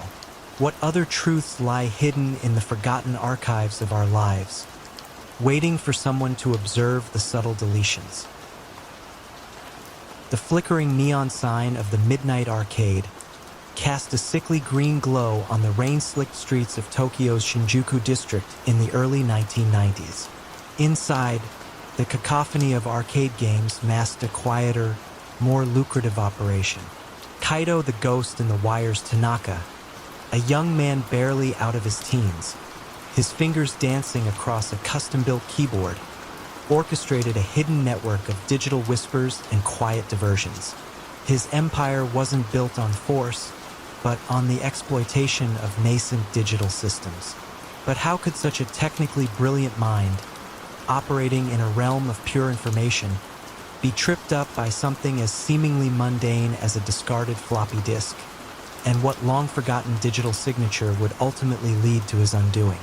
Kaito Tanaka was a pioneer of cybercrime, long before the internet became a household name. In the bustling, technologically advanced landscape of 1990s Japan, he identified the vulnerabilities in the emerging automated systems that powered everything from public transportation ticketing to early online banking. His moniker, the Ghost in the Wires, was apt. He moved through data networks unseen, leaving no trace. He didn't hack for chaos or notoriety. His motivation was purely financial, executed with an almost artistic precision. His genius lay in micro-diversions. He wrote sophisticated scripts that would subtly alter transaction records, siphoning off fractions of yen from millions of daily transactions, from vending machine sales to automated teller machine withdrawals. These infinitesimally small amounts, undetectable in isolation, accumulated into vast sums in discrete, untraceable accounts. His operation extended to manipulating digital inventory systems, allowing for the quiet diversion of high-value electronics from manufacturing plants to black markets, all while the digital ledger indicated perfect stock levels. The Midnight Arcade was his front, providing a plausible explanation for late-night computer activity and a steady, cash-intensive business for layering his illicit gains. Kaido's criminal strategies were a masterclass in digital camouflage and layered anonymity.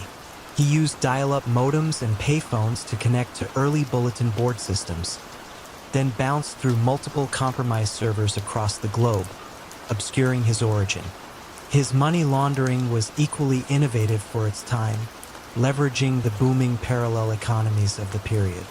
Funds would be digitally transferred to shell corporations in obscure island nations, then invested in legitimate Japanese entertainment companies or emerging software startups as seed capital. He even developed a unique form of soft coercion, quietly gaining access to the personal data of influential executives or minor politicians, not to expose them, but to gently guide their decisions on technology adoption or regulatory oversight, opening new avenues for his digital exploits. You might experience a slight delay in your train commute or notice a new software company suddenly receiving massive investment, never knowing Kaido's unseen hand was at play. The unraveling of Kaido's empire didn't come from a determined cyber detective or a data breach. It began with an unlikely source, a government initiative to recycle old computer equipment from defunct public offices. A young, enthusiastic IT technician named Kenji Ishikawa, tasked with wiping and preparing the equipment, discovered a single, seemingly blank 3.5-inch floppy disk lodged in an old workstation. It was an anomaly. Most disks were meticulously cataloged. Kenji, driven by a simple sense of thoroughness, decided to examine the disk before wiping it. It appeared to be empty, but a low-level scan revealed hidden, fragmented data, a common occurrence with old disks. Using a basic data recovery tool, he salvaged a small, incomplete file. It was a fragment of code, an early version of a program, but what caught Kenji's eye was not the code itself, but a unique, almost artistic comment header at the top. A series of seemingly random characters in Japanese kanji that formed a distinctive, almost poetic signature. Kenji, a hobbyist programmer, recognized it as an incredibly elegant, if unconventional, way to sign one's work. The critical break came when Kenji, recalling an online forum discussion about a series of inexplicable minor digital glitches in Tokyo's early public transport ticketing system from years prior, remembered a fellow forum user mentioning a similar, highly unusual coding style found in a recovered system log. The forum user, who went by the handle WireGhost, had theorized it might be a new form of digital tagging. Kenji, intrigued, searched for WireGhost and found old forum posts where the user had shared snippets of code for discussion. One of these snippets, an unrelated utility program, contained an almost identical, highly stylized comment header to the one he found on the floppy disk. This unique digital signature, a programmer's unconscious habit, was the thread.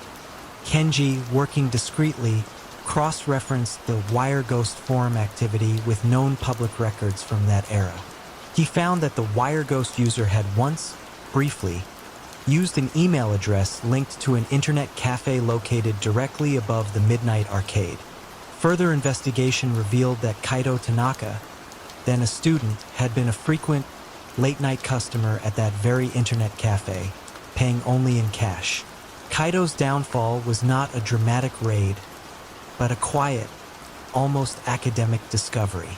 Kenji presented his findings, not as a criminal exposé, but as a technical paper on digital signature analysis and legacy system vulnerabilities at a small cybersecurity conference. He described the unique comment header as an analog fingerprint in a digital world, illustrating how it had been unknowingly left across multiple systems. The intelligence agencies attending the conference immediately recognized the implications. The quiet, almost artistic flourish in Kaido's code, a ghost of his past, had become the indelible mark that led them to the ghost in the wires. His empire, built on the illusion of digital invisibility, slowly materialized under the cold, steady gaze of pure, precise data analysis. What other subtle markers do we leave behind in the digital realm, unknowingly revealing our unseen selves?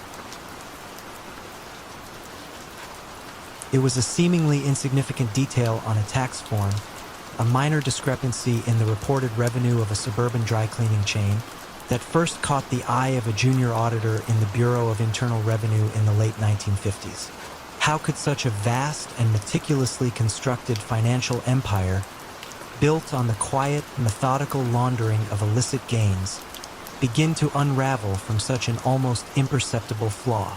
Known only as the ledger man within the hushed circles of the syndicate, Arthur Finch was not the imposing figure one might imagine at the heart of a vast criminal enterprise. He was a man of precise habits, impeccable suits, and an unnerving quietude that belied the intricate financial architecture he constructed. While others dealt in brute force and intimidation, Arthur wielded ledgers, balance sheets, and an unparalleled understanding of banking regulations. His genius lay in his ability to make millions of dollars in illicit profits simply disappear into the legitimate economy, only to resurface as untainted taxable income. This wasn't merely about disguising cash. It was about weaving it into the very fabric of American commerce through a network of shell corporations, real estate holdings, and, notably, a burgeoning chain of seemingly innocuous service businesses. Arthur's method was a slow, deliberate infusion. Dirty money from gambling operations, illicit liquor sales, and discreet protection rackets flowed into the coffers of his front businesses. Small, everyday transactions, a dry cleaning bill here, a car repair there, became the conduits. He established layers of holding companies, each owning a fraction of the next, creating a labyrinthine paper trail that confounded even experienced financial investigators. For years, the syndicate thrived, not through overt displays of wealth, but through a quiet, almost invisible expansion, fueled by Arthur's genius. They could acquire legitimate businesses, influence local politicians, and exert a soft, undeniable power through the sheer weight of their clean capital. You might have seen Arthur at a Rotary Club lunch, discussing local business trends, completely unaware of the shadow empire he managed. The slow unraveling began with that young auditor, fresh out of accounting school, who noticed the dry cleaning chain's profit margins were consistently, remarkably high for their industry, yet their reported expenses seemed disproportionately low in certain categories. It wasn't enough for an immediate investigation, but it lingered, a whisper of an anomaly in a sea of numbers. As other seemingly unrelated inquiries popped up, a local bank flagging an unusual pattern of large, structured cash deposits from various small businesses, an FBI agent quietly investigating a missing union pension fund, disparate threads began to form a tentative, almost imperceptible pattern. The true breakthrough, however, wasn't a raid or a confession, but a quiet tightening of the net around one of Arthur's longtime associates, a man named Leo, who handled the day-to-day cash movements.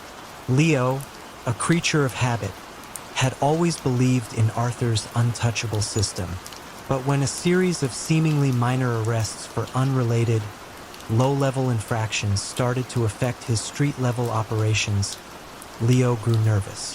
The federal agents, rather than bursting in, simply applied slow, steady pressure, auditing his personal finances, questioning his family, subtly suggesting that the grand edifice was not as solid as it appeared.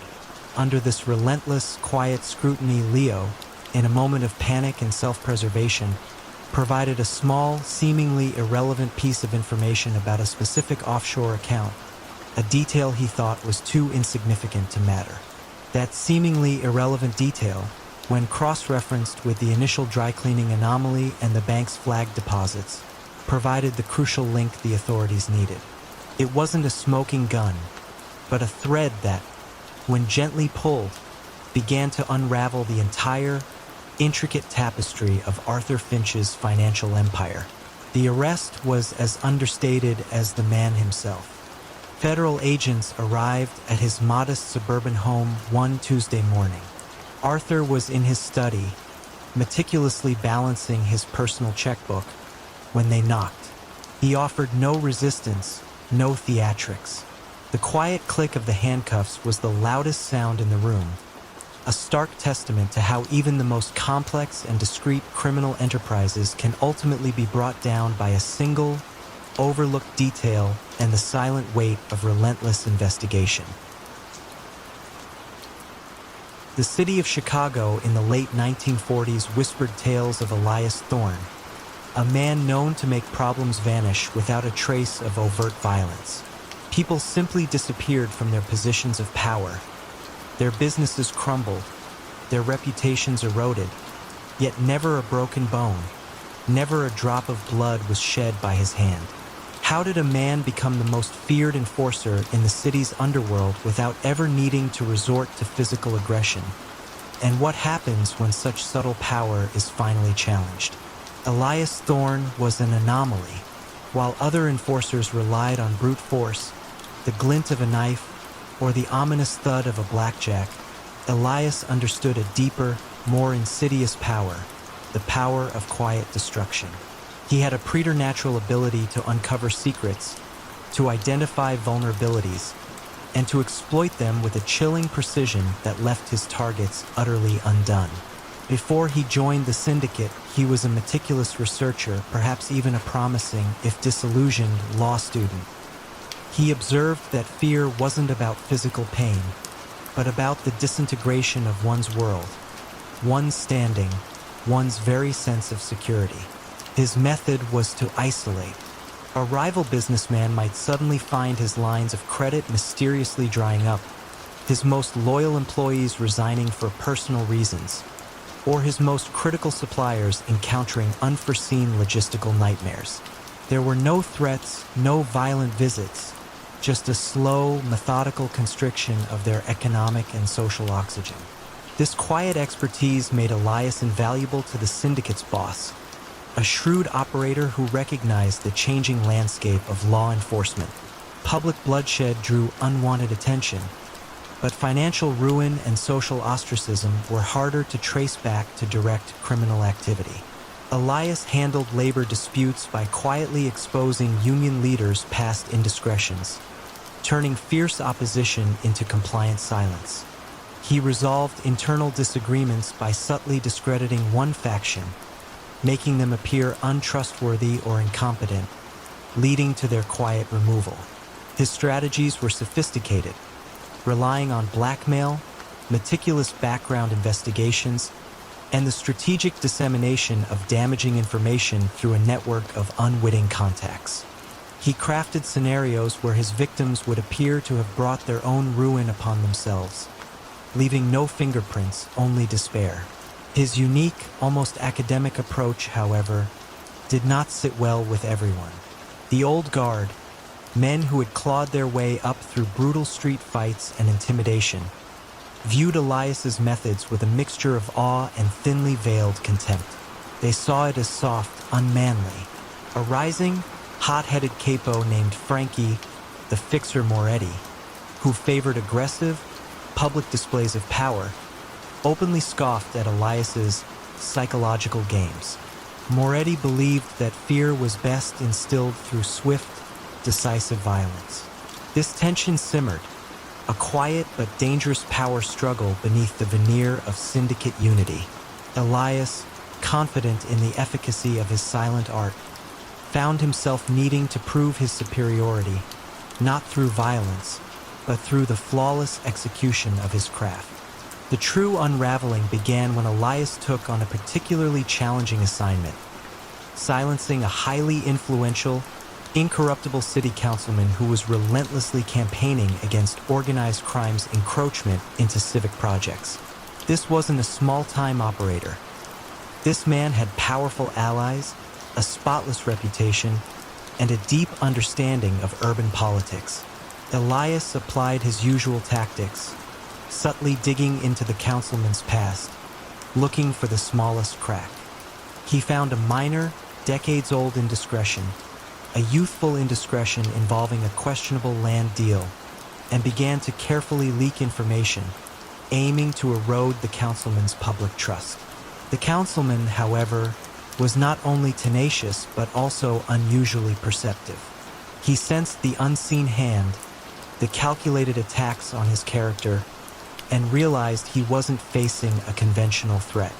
Instead of crumbling quietly, the councilman, advised by a savvy, ethical detective who had long suspected Elias's methods, decided on a radical counter-strategy.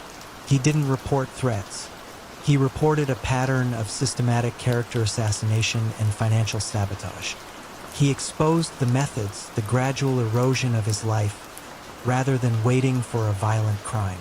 The detective, unable to pin direct violence on Elias, began to meticulously document every cleanup operation Elias had ever undertaken.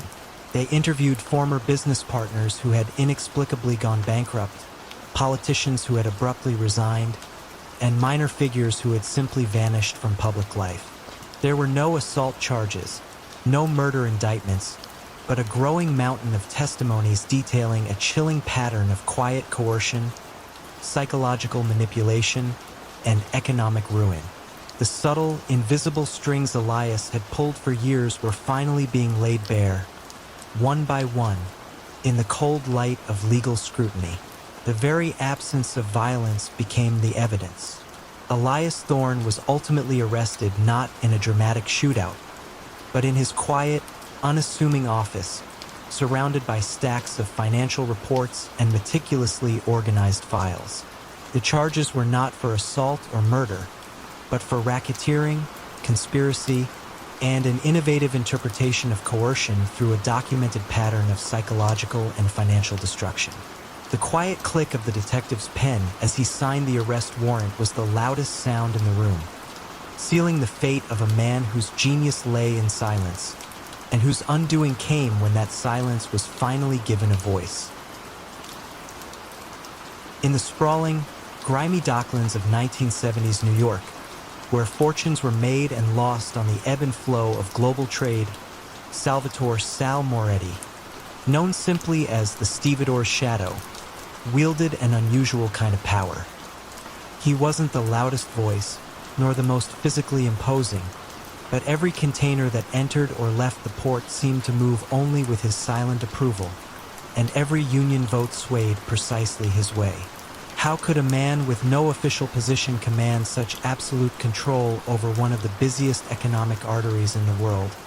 And what intricate web of loyalties and quiet coercion eventually led to its collapse? Sal Moretti understood the docks like he understood the rhythm of his own heartbeat. He had started as a laborer, a young man with a sharp mind and an uncanny ability to anticipate the subtle shifts in power dynamics among the longshoremen and shipping company executives. While others sought control through overt threats or high-profile hits, Sal built his empire on two pillars: deep, almost familial loyalty among a core group of trusted foremen and union officials, and a nuanced understanding of economic leverage. His genius lay in manipulating the flow of goods, a crucial shipment arriving late, due to an inexplicable clerical error, a rival company's cargo mysteriously damaged during unloading, a key piece of machinery suffering a sudden, prolonged malfunction. No violence was necessary. The economic consequences alone were enough to bring even the most resistant parties to heel. This quiet, systematic disruption allowed Sal to establish an unparalleled racket.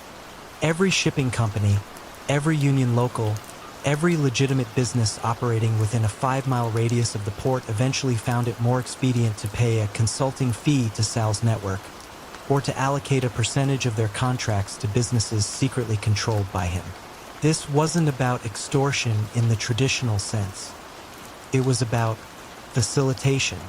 If you paid, your goods moved swiftly and safely. If you didn't, you faced an endless series of frustrating, costly delays. He controlled who got desirable shifts, who received lucrative contracts, and even the pace at which goods were loaded and unloaded. He became, in essence, the unseen hand that determined the pulse of the entire port. You might have seen Sal sipping coffee in a greasy spoon diner, nodding gravely to the workers, an unassuming figure, but his nod was more powerful than any formal decree. The vast sums generated by this quiet control were laundered through a surprisingly simple yet effective system, a network of import-export businesses. Sal would purchase goods at inflated prices from shell companies in various foreign ports, funneling illicit profits into these transactions. The goods themselves were often low value, sometimes even non-existent, but the paperwork was meticulously crafted to show legitimate trade. These import-export companies then sold the goods at a loss to legitimate American businesses also controlled by Sal, allowing the dirty money to enter the U.S. financial system as legitimate, albeit small profit, trade revenue. It was a slow, steady wash, turning illicit cash into seemingly clean capital, which was then invested in real estate, trucking companies, and even legitimate shipping ventures, further entrenching Sal's silent influence. The initial crack in this seemingly impregnable fortress came not from a massive FBI raid, but from a persistent customs agent, Margaret Maggie O'Connell, who had spent years observing the port's unique inefficiencies. She noticed a recurring pattern of certain types of cargo, always associated with a specific cluster of import-export companies, consistently experiencing unexplained delays or losses upon arrival. Yet the financial records of these companies showed surprisingly consistent profits. It wasn't about missing contraband. It was about the manipulation of flow itself. Her reports, initially dismissed as the musings of an overzealous junior agent, slowly began to accumulate, forming a mosaic of quiet, systemic corruption. The true unraveling, however, came from within, a subtle shift in the unspoken code of loyalty that Sal had so carefully cultivated. A young, ambitious union steward, a protégé Sal had personally groomed, began to question the increasing demands for contributions and the stifling effect Sal's control had on genuine economic growth within the port. This steward, Vincent, witnessed firsthand the quiet desperation of smaller businesses being squeezed out and the erosion of the union's true purpose. He began to keep his own discreet records, not of crimes, but of patterns. The sudden firings, the inexplicable bankruptcies, the consistent overpricing of port services. He saw the network not as a protector, but as a parasite.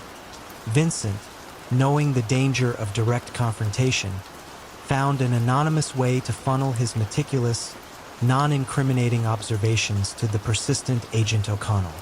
His reports didn't contain confessions of direct criminal acts, but rather detailed the mechanics of Sal's control, the specific delays, the manipulated schedules, the seemingly legitimate contracts that always seemed to favor Sal's hidden interests. These small, seemingly innocuous pieces of information, when combined with O'Connell's growing mountain of financial anomalies, provided the concrete evidence needed to secure wiretaps and, eventually, indictments for racketeering, conspiracy, and systematic economic coercion. Sal Moretti was eventually arrested in his small, unadorned office overlooking the very docks he had so meticulously controlled. The only sound was the distant horn of a ship, a poignant reminder of the ebb and flow that had once been entirely at his command, now slipping silently from his grasp. The bustling port city of Marseille in the 1950s was a labyrinth of shadows and secrets, where the scent of sea salt mingled with the whispers of illicit trade. At its heart was Antoine the Quiet Hand Dubois, a man who controlled the flow of opium and heroin from Southeast Asia into Europe with an almost undetectable precision. He wasn't a man of flashy cars or public displays of wealth, operating instead from the unassuming back room of a small, legitimate seafood import business. How did a seemingly modest merchant become the architect of one of the largest drug trafficking operations in post-war Europe? And what was the subtle miscalculation that ultimately brought his quiet empire crashing down?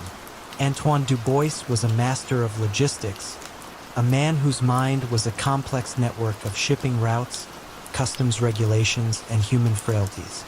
He had served in the French colonial administration in Indochina, where he quietly cultivated relationships with local warlords and corrupt officials, understanding the intricate pathways of the opium trade.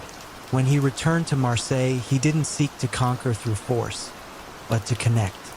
He recognized that the real power lay not in controlling territory, but in controlling information and access. His method was to embed his illicit cargo within legitimate shipments.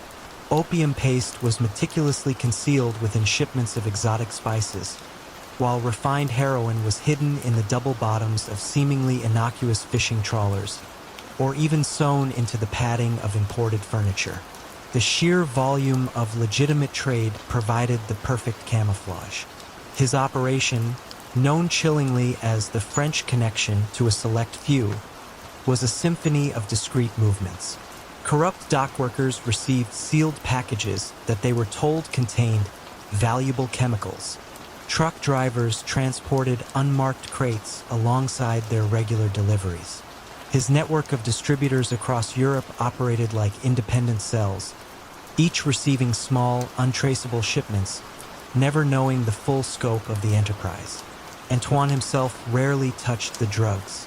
He simply orchestrated, a silent conductor of a vast, illicit orchestra. His profits were immense, flowing through layers of legitimate businesses. The seafood import company, a chain of laundromats, and even a small, respected publishing house that specialized in obscure historical texts. The money laundering was a masterpiece of subtle integration. The illicit cash would be funneled through the seafood import business, declared as legitimate sales to fictitious overseas buyers. These profits would then be used to purchase shares in the laundromats or to invest in the publishing house. The publishing house, in particular, was ingenious. It dealt in a high-margin, low-volume product, rare books, and specialized journals, where valuations could be easily manipulated. Large cash payments, supposedly from international collectors, would be recorded, effectively washing the dirty money into clean revenue, which was then used to acquire more legitimate assets, further deepening Antoine's roots in the legitimate economy. The first faint tremor in Antoine's carefully constructed world came not from drug enforcement, but from an unusually observant customs inspector named Pierre, a man with a passion for maritime history and an uncanny eye for anomalies. Pierre noticed that certain fishing trawlers, despite their modest size and stated purpose, had remarkably high fuel consumption for their supposed routes and seemingly inefficient turnaround times in port. There were no drugs found, no obvious discrepancies, just a nagging feeling of something slightly off, a whisper of a pattern that didn't quite fit the legitimate profile. The true unraveling, however, stemmed from a quiet oversight, a moment of fleeting impatience within Antoine's usually meticulous system. One of his key overseas suppliers, a particularly ruthless former warlord, grew increasingly frustrated with Antoine's conservative, slow and steady approach to distribution. He wanted faster, larger shipments, more aggressive expansion. Antoine, ever the cautious strategist, resisted, fearing increased scrutiny. In a moment of calculated defiance, the warlord decided to increase the concentration of heroin in a particular batch, making it far more potent than Antoine's usual shipments, and subtly changing the chemical signature without informing him. His intent was to force Antoine's hand to demonstrate the potential for greater profit. This highly concentrated batch, when it reached a seemingly insignificant distributor in a small German city, caused a sudden, unexpected spike in overdoses. The local police, usually overwhelmed by the sheer volume of illicit drugs, were forced to take notice of this alarming cluster. A new, more aggressive detective, determined to track the source of this potent new variant, began to trace the distribution backwards, not through arrests, but through the detailed forensic analysis of the drug's unique chemical signature. This distinct chemical fingerprint allowed them to trace the batch not just to a distributor, but eventually back to the specific shipping containers and, crucially, to the legitimate seafood import business in Marseille that handled those containers. The authorities, now armed with the unique chemical signature and the unusual shipping patterns observed by Inspector Pierre, converged on Antoine Dubois. There was no dramatic chase. He was arrested in his office, quietly reviewing shipping manifests. The charges were not simply for drug trafficking, but for the intricate web of conspiracy, money laundering, and international racketeering that had allowed his quiet empire to thrive. The faint, briny smell of the sea permeated the room, a poignant counterpoint to the sterile click of the handcuffs, sealing the fate of a man who mastered the shadows, only to be undone by a single uncharacteristic burst of light. In the gleaming skyscrapers of late 1980s Miami, where neon lights cast long shadows over palm-lined boulevards, Leon, the accountant Vargas, was an unseen titan. He didn't carry a gun, wear flashy jewelry, or frequent exclusive nightclubs. Instead, he meticulously managed the staggering cash flow of one of the largest drug cartels in the Western Hemisphere, making billions disappear and reappear as pristine, legitimate capital. How did a seemingly innocuous financial genius become indispensable to a violent criminal enterprise?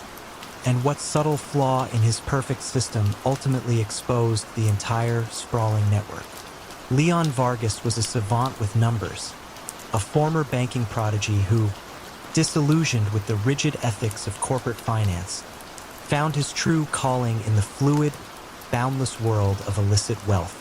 While drug lords focused on distribution and enforcement, Leon built the financial infrastructure that allowed their empires to flourish beyond the reach of law enforcement. His genius lay in his ability to exploit the burgeoning global financial system, leveraging offshore accounts, shell corporations, and legitimate-sounding investments to obscure the true origin of vast sums of drug money.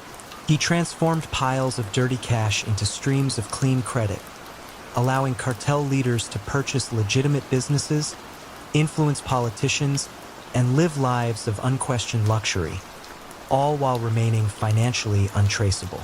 His primary method involved a dizzying array of smuffing operations, where large sums of cash were broken down into smaller, untraceable deposits by hundreds of seemingly unrelated individuals. These smaller amounts would then be funneled through various domestic banks, eventually consolidated and transferred to offshore accounts in countries with strict banking secrecy laws. From there, the money would be layered through complex transactions, buying and selling commodities, real estate, and even high-value art through a series of shell companies controlled by Leon. This elaborate dance of funds created a dense, almost impenetrable fog, making it impossible for investigators to follow the money back to its source. Leon operated from a nondescript office building, his only visible luxury a complex array of computer monitors displaying ever-shifting financial data. He was the quiet maestro of global illicit finance. The cartel relied on Leon not just for laundering but for strategic financial advice. He showed them how to diversify their investments, turning drug profits into seemingly legitimate stakes in everything from commercial real estate in bustling urban centers to legitimate shipping companies and even legitimate construction firms. This diversification made the cartel less reliant on direct drug sales for their income, creating a hybrid criminal corporate entity that blurred the lines between illicit and legitimate enterprise. You might have unknowingly worked for a company secretly owned by the very cartel Leon served, all thanks to his financial wizardry. The first hint of trouble in Leon's meticulously crafted world came not from a direct investigation into the cartel, but from an international banking regulator, a sharp-eyed analyst named Sofia Rodriguez, who was compiling a routine report on unusual capital flows through a small, seemingly insignificant Caribbean bank. She noticed a consistent pattern of unusually large, yet structured, wire transfers from this bank into several seemingly unrelated U.S. real estate development companies, always within the limits that would avoid automatic flagging. There was no immediate red flag, just a persistent feeling that the numbers didn't quite add up for a bank of that size. The true unraveling, however, began with a subtle, almost imperceptible shift in the global financial landscape. As the 1990s approached, international banking regulations slowly began to tighten, spurred by growing concerns over terrorism financing and global drug networks. New agreements on information sharing between countries were quietly ratified. Leon, ever confident in his impenetrable system, made a fatal miscalculation. He underestimated the pace and scope of these evolving regulatory changes, particularly the newly implemented Know Your Customer (KYC) protocols. He believed his layering was too complex, his network too vast, for any single regulation to pierce.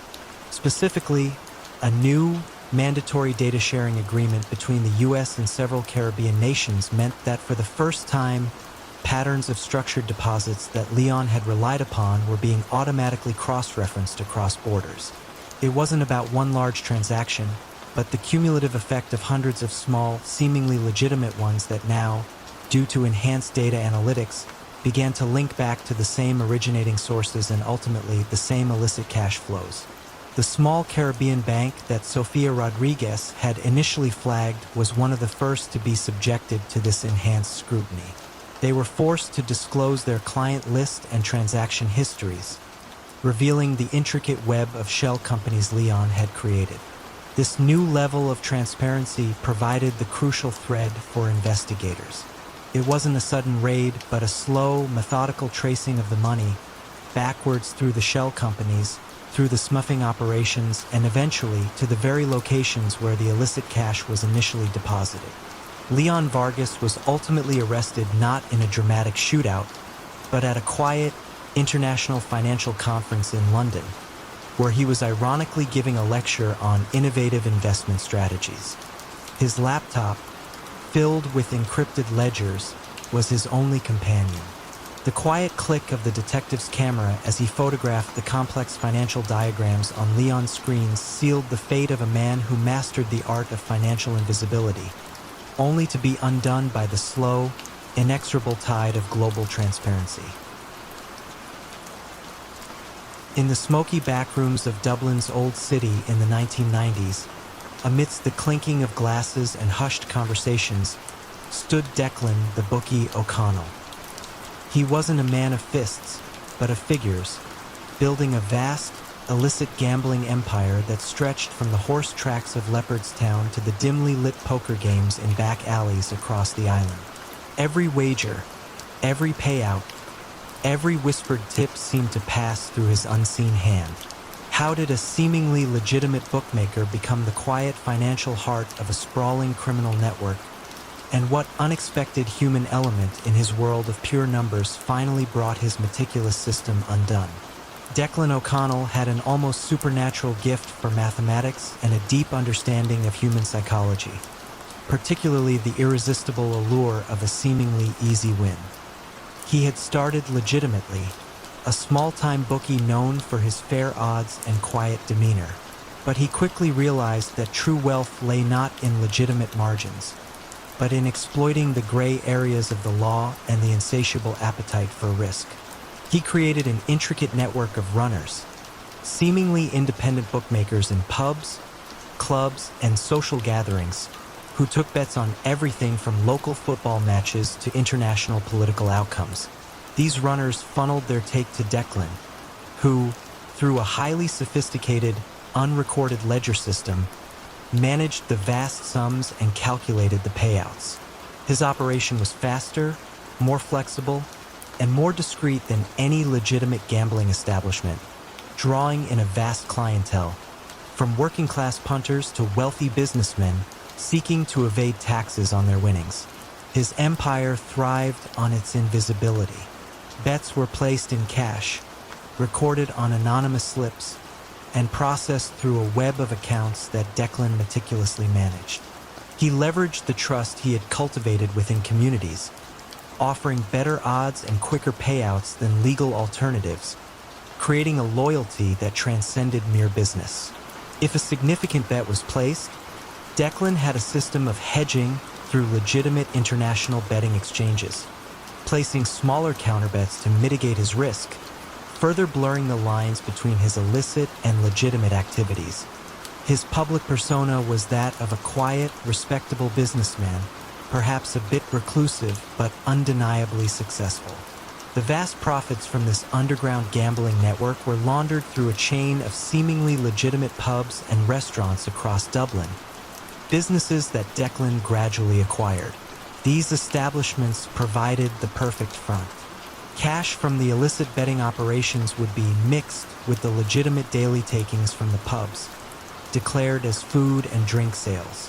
The sheer volume of small cash transactions inherent in the hospitality industry made it almost impossible to distinguish the illicit funds from the legitimate ones. This allowed Declan to invest in more properties, further expand his legitimate business empire, and project an image of a successful, if somewhat understated, entrepreneur.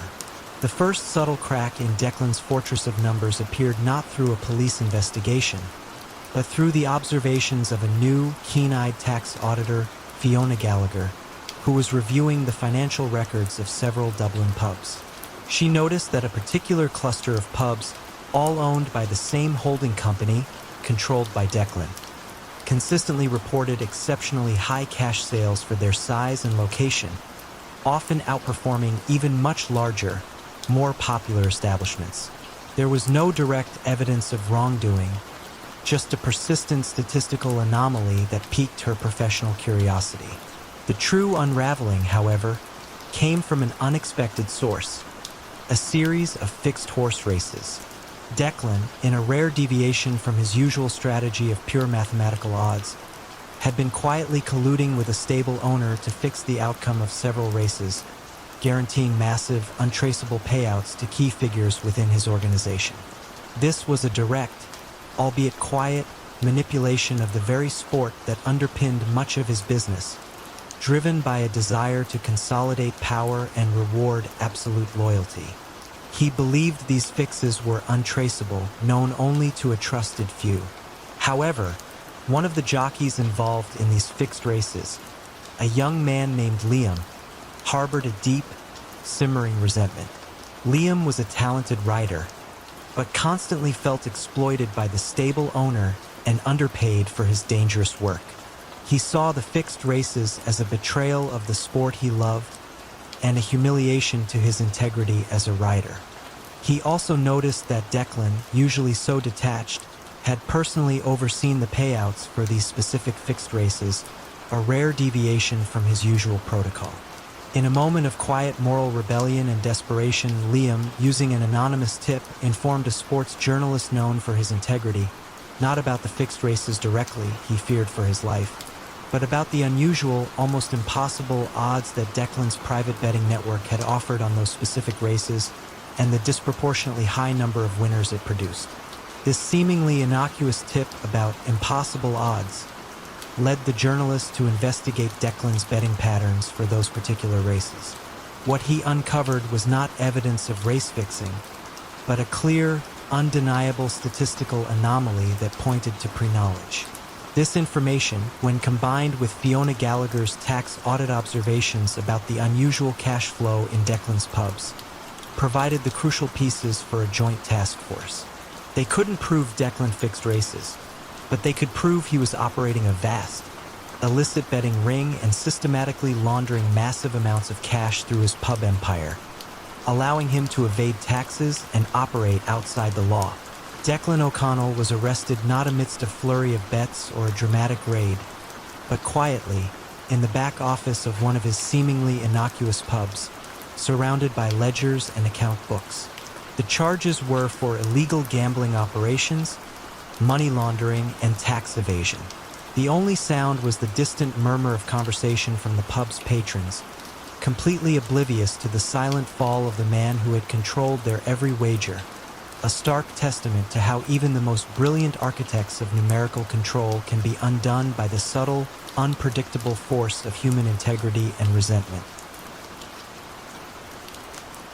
In the glittering, ever-evolving digital landscape of early 2000s Silicon Valley, where fortunes were minted and shattered with the speed of light, Julian, the Phantom Vance, was a spectral force.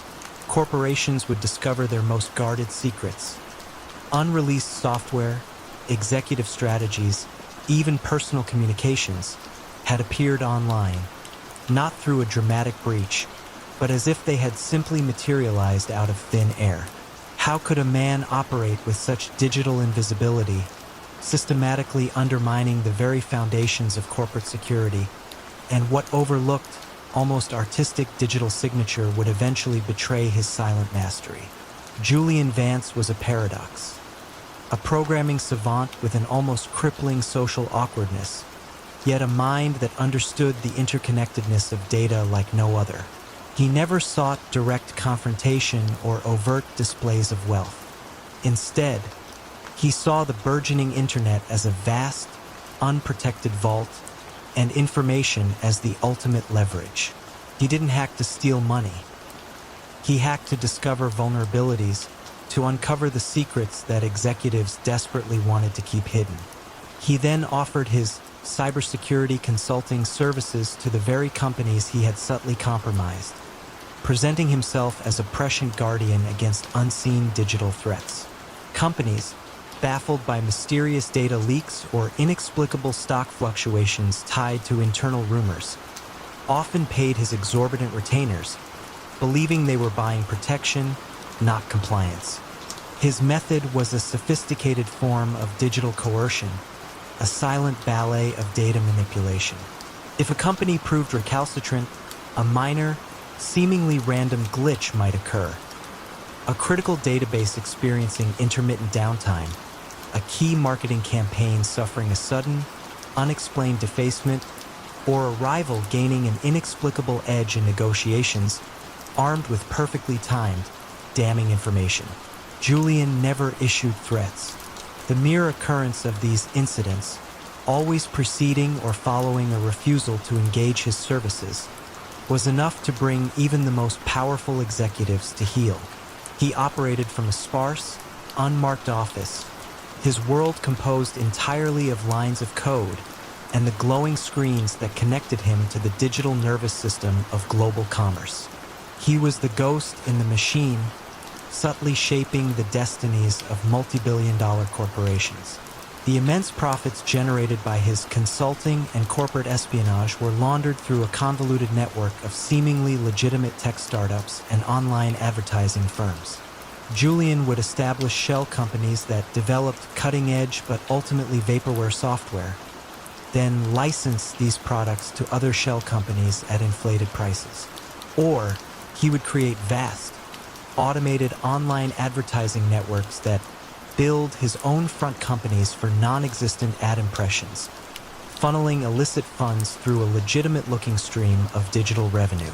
This layered approach, utilizing the rapid, often opaque flow of online finance, allowed him to inject massive amounts of untraceable capital into the legitimate tech ecosystem, acquiring genuine startups and investing in real estate, further blurring the lines of his operation. The first faint flicker of his digital shadow came not from a traditional law enforcement investigation, but from a brilliant, unassuming cybersecurity analyst named Lena Petrova, working for a major tech firm that had recently become Julian's client. Lena, an avid puzzle solver, noticed an unusual pattern of privileged access logs within her company's network. These accesses weren't malicious in the typical sense no data was deleted. No systems crashed, but they were incredibly precise, appearing just before inexplicable security vulnerabilities or uncanny market shifts that benefited Julian's advice. It wasn't a hack she could pinpoint, but an almost observing presence, a digital fingerprint she couldn't quite define. The true unraveling, however, stemmed from a subtle, almost artistic signature Julian unknowingly left in his wake. In his early, more innocent days as a programmer, Julian had developed a unique, highly idiosyncratic way of structuring his code, almost like a personal dialect within a programming language, coupled with a peculiar, almost rhythmic timing to his network movements. He thought it added an extra layer of obscurity, but it was, in fact, his digital handwriting.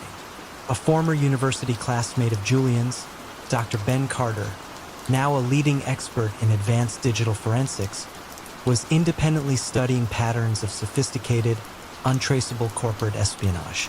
He had developed algorithms designed to identify these unique digital signatures rather than just overt breaches. Dr. Carter, reviewing Lena's anonymized data shared through an academic research consortium, immediately recognized the peculiar coding patterns and access timings as uncannily similar to Julian's early, distinctive style. He didn't have proof of a crime, but he had a compelling, almost artistic match. When Lena and Dr. Carter combined their findings, Lena's observations of predictive security failures and Dr. Carter's recognition of Julian's unique digital handwriting, they presented a compelling case to federal investigators. It wasn't about a single stolen file, but about a systematic, digitally invisible pattern of influence and coercion, all pointing back to Julian Vance. Julian Vance was arrested not during a dramatic raid, but in the quiet solitude of his office, his fingers still hovering over a keyboard, surrounded by glowing monitors displaying intricate network diagrams. The charges were for racketeering, systematic corporate extortion, and complex money laundering, all meticulously reconstructed through the invisible breadcrumbs he had left across the digital landscape. The soft hum of his servers was the only sound, a stark contrast to the vast, silent empire he had built, now illuminated by the very digital logic he had so brilliantly exploited. In the quiet, picturesque vineyards of Tuscany in the early 1960s, a new kind of power began to ferment under the gentle Italian sun. Silvio, the winemaker Rossi, wasn't involved in traditional organized crime. His empire was built on a far more refined and insidious product: counterfeit fine wine, aged to perfection and sold to discerning connoisseurs across Europe and America. His network was invisible, his product indistinguishable from the genuine article, yet it threatened to undermine the very integrity of a centuries-old industry. How did a man with a passion for viticulture become the silent architect of a global counterfeiting operation? And what moment of artistic pride, a detail meant to solidify his genius, ultimately became his undoing? Silvio Rossi was born into a family of legitimate winemakers, inheriting not just the land, but an unparalleled palate and a profound understanding of enology. He could identify a vintage by its scent, dissect its flavor profile with uncanny accuracy, and, crucially, understand how to manipulate lesser wines to mimic the characteristics of vastly more expensive ones. His criminal genius wasn't in brute force or intimidation, but in deception. He discovered that by blending carefully selected, high-quality, but inexpensive regional wines, adding precise amounts of tannins, glycerin, and subtle oak extracts, he could create a near-perfect facsimile of rare, vintage Grand Cru wines. His workshop was not a sterile lab, but a hidden cellar beneath his modest farmhouse, filled with bubbling vats and aging barrels. His operation was a masterclass in quiet logistics and soft coercion. He cultivated relationships with unscrupulous bottle manufacturers who produced perfectly replicated labels, corks, and even specialized dust and aging marks. His network of distributors were not hardened criminals, but seemingly legitimate wine merchants and restaurateurs, tempted by the immense profit margins and the promise of exclusive, sourced vintages that appeared too good to be true. These individuals acted as unwitting, or perhaps willfully ignorant conduits, seamlessly introducing the counterfeit bottles into the legitimate supply chain. Silvio never threatened. He simply presented an irresistible economic opportunity, knowing that greed would do the rest. His forged wines graced the cellars of politicians, the tables of Michelin-starred restaurants, and the auction blocks of prestigious art houses, all without a whisper of their true origin. The vast sums generated by this sophisticated counterfeiting ring were laundered through the acquisition of legitimate vineyards and a chain of high-end gourmet food stores. Silvio would use the cash from his illicit wine sales to purchase struggling vineyards at slightly above market value, transforming them into ostensibly legitimate operations. The gourmet food stores provided another perfect cash-intensive front, allowing him to mix the illicit funds with legitimate sales of local produce, cheeses, and artisanal goods. This allowed him to present himself as a passionate and successful entrepreneur, a respected figure dedicated to preserving Tuscany's culinary heritage, further insulating him from suspicion. The first faint tremor in Silvio's perfectly aged empire came not from law enforcement, but from a dedicated, almost obsessive wine critic, Julian Thorne, who had dedicated his life to uncovering fraud within the high-end wine market.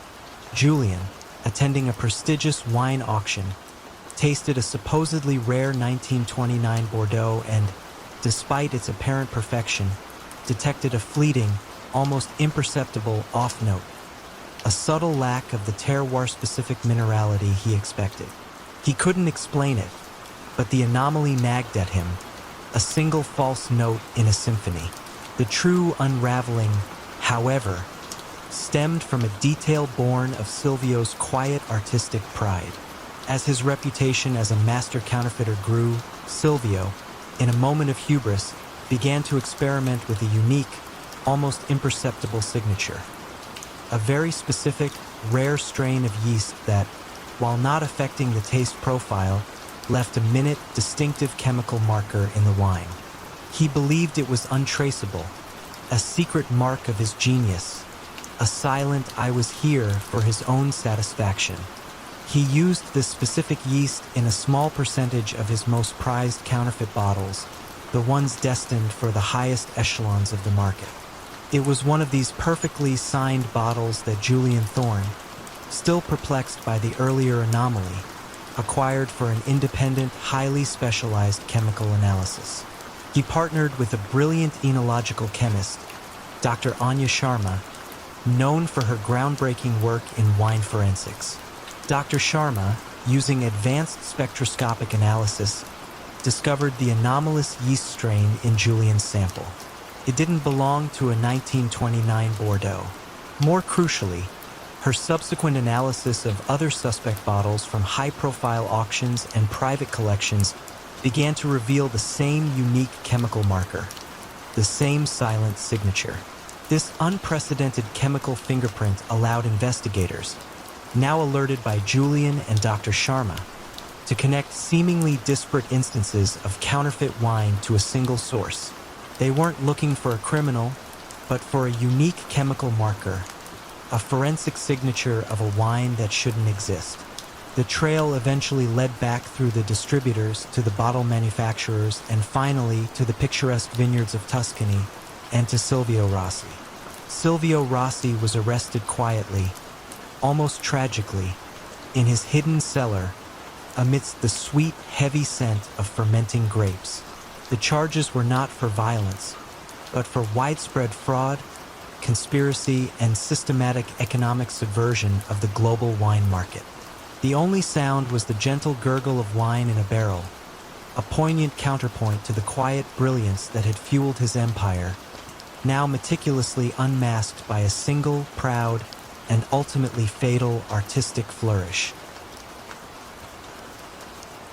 The newly acquired porcelain vase, a supposed treasure from the Ming Dynasty, glowed under the auction house lights in London, its sale price in the millions cementing its status as a masterpiece.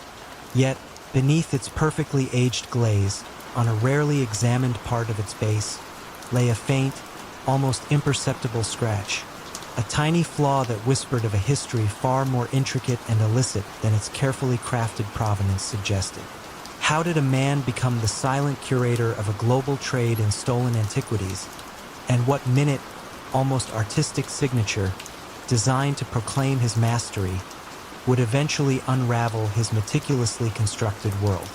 Adrian Finch, known only as the curator in the hushed circles of discerning collectors and illicit brokers, was not a man who ever laid hands on a stolen object himself.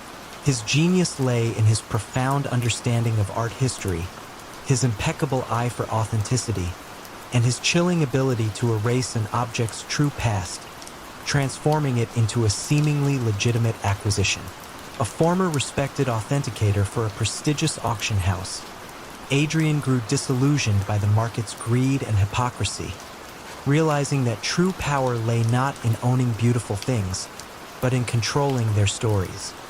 He discovered a clandestine demand for pieces that were too hot for the public market, pieces that wealthy individuals would pay astronomical sums for, provided their origins could be made unimpeachable. Adrian's method was a sophisticated alchemy of restoration and disinformation. When a valuable piece, a stolen painting, an illicitly excavated artifact, a looted jewel, came into his hands, it never left without undergoing a meticulous, almost surgical process. He employed a network of highly skilled, discreet restorers, each specializing in different eras or materials, whom he paid handsomely and whose loyalty he cultivated with a quiet generosity. These restorers wouldn't just repair damage. They would subtly alter existing patinas, add new layers of age, or even strategically create minor, authentic-looking imperfections to divert suspicion from past traumas. Simultaneously, Adrian would commission bespoke, utterly convincing provenances, fabricated ownership histories, fake auction records from defunct houses, and meticulously crafted, antique-looking documentation, all designed to give the item a new, untraceable, and entirely legitimate story. His network of clients was as exclusive as it was wealthy, composed of collectors who operated beyond the typical ethical boundaries, valuing rarity and discretion above all else. These clients never met Adrian in person. All communications were through encrypted channels, all transactions through layers of offshore accounts and shell companies. Adrian himself never handled cash directly. Funds from sales were channeled through dummy corporations that acquired legitimate art funds or invested in emerging art markets, creating a seamless flow of clean capital. He would then use these funds to buy minor, authentic pieces through his own small, seemingly legitimate art gallery, mixing the illicit profits with genuine sales, weaving his financial web tighter into the fabric of the art world. The first faint whisper of an anomaly in Adrian's immaculate system came from a young, exceptionally talented art restorer named Clara. She had worked on several pieces that, despite their varied origins and supposed provenances, seemed to share a subtle, almost indescribable similarity in their underlying restoration techniques. It wasn't anything she could pinpoint, just a persistent feeling of a shared hand behind the work, a ghost in the details.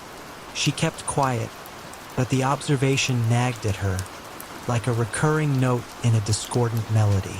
The true unraveling, however, stemmed from a subtle, almost artistic signature Adrian, in a moment of quiet pride and perhaps hubris, began to leave on certain high-value pieces he cleaned.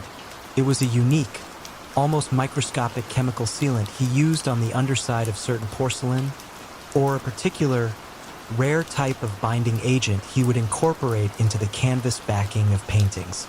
This signature was his silent claim of mastery, a private testament to his ability to rewrite history. He believed it was scientifically untraceable, a subtle nod to his genius that only he would ever truly know. It was this very signature that the specialist who examined the recently auctioned Ming vase, a meticulous researcher collaborating with an international art crime unit, eventually discovered. He wasn't looking for a criminal, but for minute anomalies in aging techniques. The tiny scratch on the vase's base, which had initially been dismissed as an insignificant mark, led him to look deeper, to the specific type of sealant used on the unglazed footrim.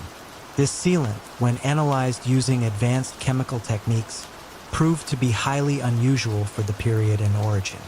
It was a forensic fingerprint, This chemical signature, when cross-referenced with similar findings on other high-profile, seemingly legitimate pieces that Clara the Restorer had quietly flagged as feeling off, provided the crucial link. The pattern was undeniable.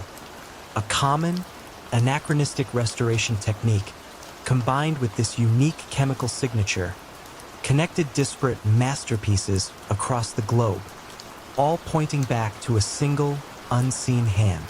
The investigators didn't immediately have Adrian's name, but they had his unique artist's mark on history. Adrian Finch was arrested quietly, almost antiseptically, in his private London gallery, surrounded by ancient artifacts and old master paintings. There was no struggle, no dramatic confrontation. The charges, though complex, centered on systemic fraud, conspiracy to traffic in stolen goods, and money laundering, all meticulously reconstructed through the invisible signatures he had left on the very art he so brilliantly manipulated. The only sound was the hushed echo of his own voice, calmly explaining the provenance of a seemingly legitimate sculpture to the arresting officers, a stark testament to how even the most brilliant architects of deception can be undone by a single, self-congratulatory stroke of their own silent artistry. In the shadowy corners of East Berlin in the late 1970s, where the Iron Curtain still cast a long, oppressive shadow, a different kind of currency flowed beneath the surface. Information.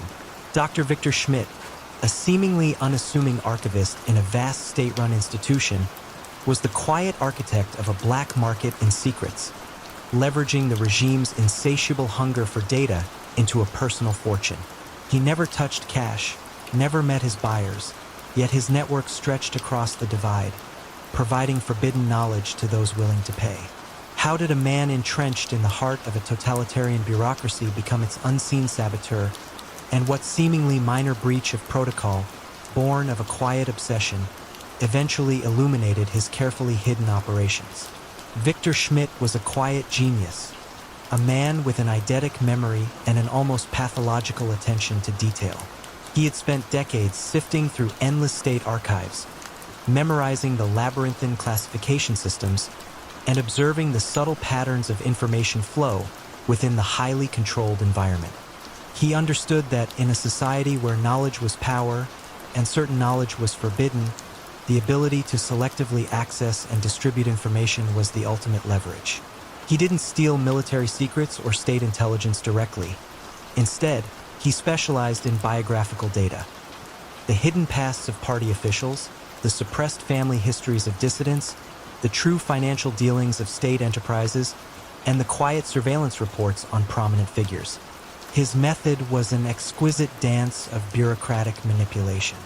Using his deep knowledge of the archives and his privileged access, Victor would identify specific, valuable pieces of information. He wouldn't physically remove files.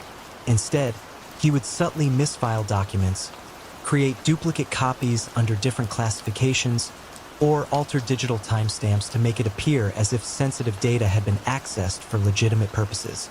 His buyers were a diverse group: foreign intelligence agencies seeking leverage, exiled dissidents looking for proof, or wealthy Western opportunists seeking to exploit internal weaknesses. All transactions were conducted through an elaborate system of dead drops and coded messages, often involving seemingly innocuous objects like specific book editions placed in public libraries or subtle chalk marks on particular street corners. The payment flowed back through anonymous donations to obscure cultural foundations in the West, which then funded research grants that quietly funneled money to his hidden accounts. The vast sums accumulated by this black market in secrets were laundered through a surprisingly low-tech but highly effective method: the acquisition and resale of antique books and maps from the West. Victor would use his illicit funds, channeled through the cultural foundations, to purchase rare books from legitimate Western dealers. These books, once acquired, would then be donated to the state archive itself, and then, after a period, subtly deaccessioned and resold through a network of small, independent antique dealers in Western Europe, with the proceeds returning to his personal accounts as legitimate sales. The high value and subjective pricing of rare books made them perfect for obscuring the true source of wealth, allowing him to live a modest life in East Berlin while accumulating vast wealth in the West. The first faint crack in Victor's meticulously crafted world came not from counterintelligence, but from a new, young archivist, a curious and ambitious woman named Greta, who was tasked with digitizing older sections of the archive. She noticed a persistent, almost imperceptible pattern of certain sensitive files appearing under multiple, sometimes contradictory, classifications, and an unusually high number of deaccessioned items that seemed to disappear from the official logs without proper justification. It wasn't evidence of espionage, but a nagging sense of systemic disorder that defied the strict logic of the state. The true unraveling, however, stemmed from a subtle, almost academic obsession of Victor's. He was a passionate amateur cartographer, fascinated by antique maps and the subtle errors or deliberate omissions they sometimes contained. In his private time, he collected them, and as his black market wealth grew, he began to acquire increasingly rare and valuable ones. In a moment of quiet pride and perhaps artistic folly, he began to subtly annotate a very small number of the maps he deaccessioned from the archive for resale, adding almost imperceptible, tiny symbols or anachronistic details in their margins, a silent testament to his understanding of hidden historical narratives. He believed these unique marks were too small, too specific to his niche interest, to ever be detected. It was one of these subtly annotated maps, a rare 18th century survey of the Baltic coast, that found its way into the hands of a meticulous antique map dealer in Copenhagen. The dealer, an expert in historical cartography, immediately noticed the anomalous annotations. They were too precise, too anachronistic, and too skillfully done to be accidental. Intrigued, he forwarded images of the map to a colleague, a specialist in historical forgery detection. This specialist, using advanced digital imaging techniques, confirmed the annotations were indeed a deliberate, modern addition, a unique signature on an otherwise authentic antique. This unprecedented discovery of a shared, anachronistic signature on seemingly random antique maps, when cross-referenced with Greta's observations about the unusual file discrepancies within the state archives, provided the crucial link for a joint investigation. They weren't looking for a spy. They were looking for the source of these unique, almost academic forgeries, and the financial trail that connected them to the flow of state secrets. Victor Schmidt was arrested quietly, almost tragically, in his small, cluttered office within the state archive, surrounded by towering shelves of official documents. There was no struggle, no dramatic confrontation. The charges, though complex, centered on high treason, systematic illicit information trafficking, and massive money laundering, all meticulously reconstructed through the invisible annotations on antique maps he had so proudly and silently signed. The only sound was the faint rustle of paper as investigators began to dismantle his carefully organized world, a stark testament to how even the most brilliant architects of information control can be undone by a single, self-congratulatory artistic flourish, almost an academic Easter egg left behind in the silent margins of history. The quiet coastal town of Portofino, Italy, in the late 1990s, was a haven for the global elite, a place where vast fortunes anchored in the shimmering bay. Amidst this opulent tranquility, Roberto the Ghost Mancini was a master illusionist, making entire luxury yachts, priceless art collections, and even high-value properties vanish from official records, only to reappear in the hands of new, anonymous owners. He never touched the assets directly, nor did he resort to violence. His power lay in his unparalleled ability to manipulate legal frameworks and obscure ownership. How did a seemingly legitimate property lawyer become the architect of a vast network facilitating the transfer of illicit wealth? And what subtle, almost arrogant oversight in his complex financial architecture finally led to its quiet collapse? Roberto Mancini was a brilliant, highly respected international property lawyer, fluent in multiple languages and intimately familiar with the intricacies of offshore jurisdictions and corporate law. His criminal genius wasn't in smuggling or drug dealing, but in perfecting the art of asset cleansing, making illegally obtained wealth untraceable by obscuring its ownership. He served a clientele of the world's most powerful and discreet individuals: former dictators, arms dealers, corrupt officials, and high-level organized crime figures. These clients didn't need to move physical cash. They needed their ill-gotten gains, already converted into tangible assets like super yachts or villas, to become legally invisible, unattachable, and beyond the reach of international forfeiture laws. His method involved an intricate, multi-layered system of shell corporations, trusts, and nominees spread across various tax havens. A yacht, for example, wouldn't be purchased directly. Instead, it would be owned by a company in the Cayman Islands, which was in turn owned by a trust in Liechtenstein, which was ultimately controlled by a nominee director in Panama. This director, a seemingly independent individual, held a power of attorney from a final, anonymous beneficial owner.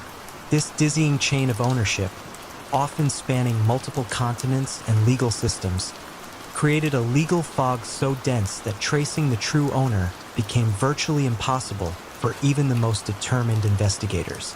Roberto was the quiet puppet master, pulling the legal strings from his elegant, understated office in Portofino, advising on the most impenetrable structures for his discerning, shadowy clientele. The immense fees generated by his legal services were laundered seamlessly through his legitimate law firm and a network of high-end real estate development projects along the Italian Riviera. Payments, supposedly for legitimate legal advice on complex international deals, would be routed through his firm's accounts, mixing with genuine client fees. These legal profits would then be invested directly into luxury apartment complexes or exclusive villa restorations, blurring the lines between legitimate development and money laundering. The sheer volume of legitimate international property transactions in Portofino provided the perfect cover, allowing Roberto to present himself as a highly successful, if somewhat private, legal expert serving a discerning, global clientele. The first faint tremor in Roberto's meticulously structured world came not from a criminal investigation, but from a persistent and unusually collaborative tax official, Inspector Elena Rossi, who was part of a new, internationally focused anti-money laundering initiative.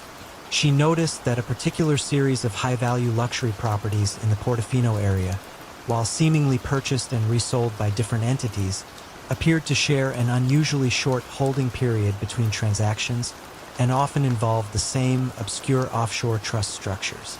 There was no direct evidence of wrongdoing, just a statistical anomaly that suggested a pattern of rapid, high-value asset transfers with little apparent economic justification. The true unraveling, however, stemmed from a subtle, almost arrogant oversight in Roberto's complex financial architecture.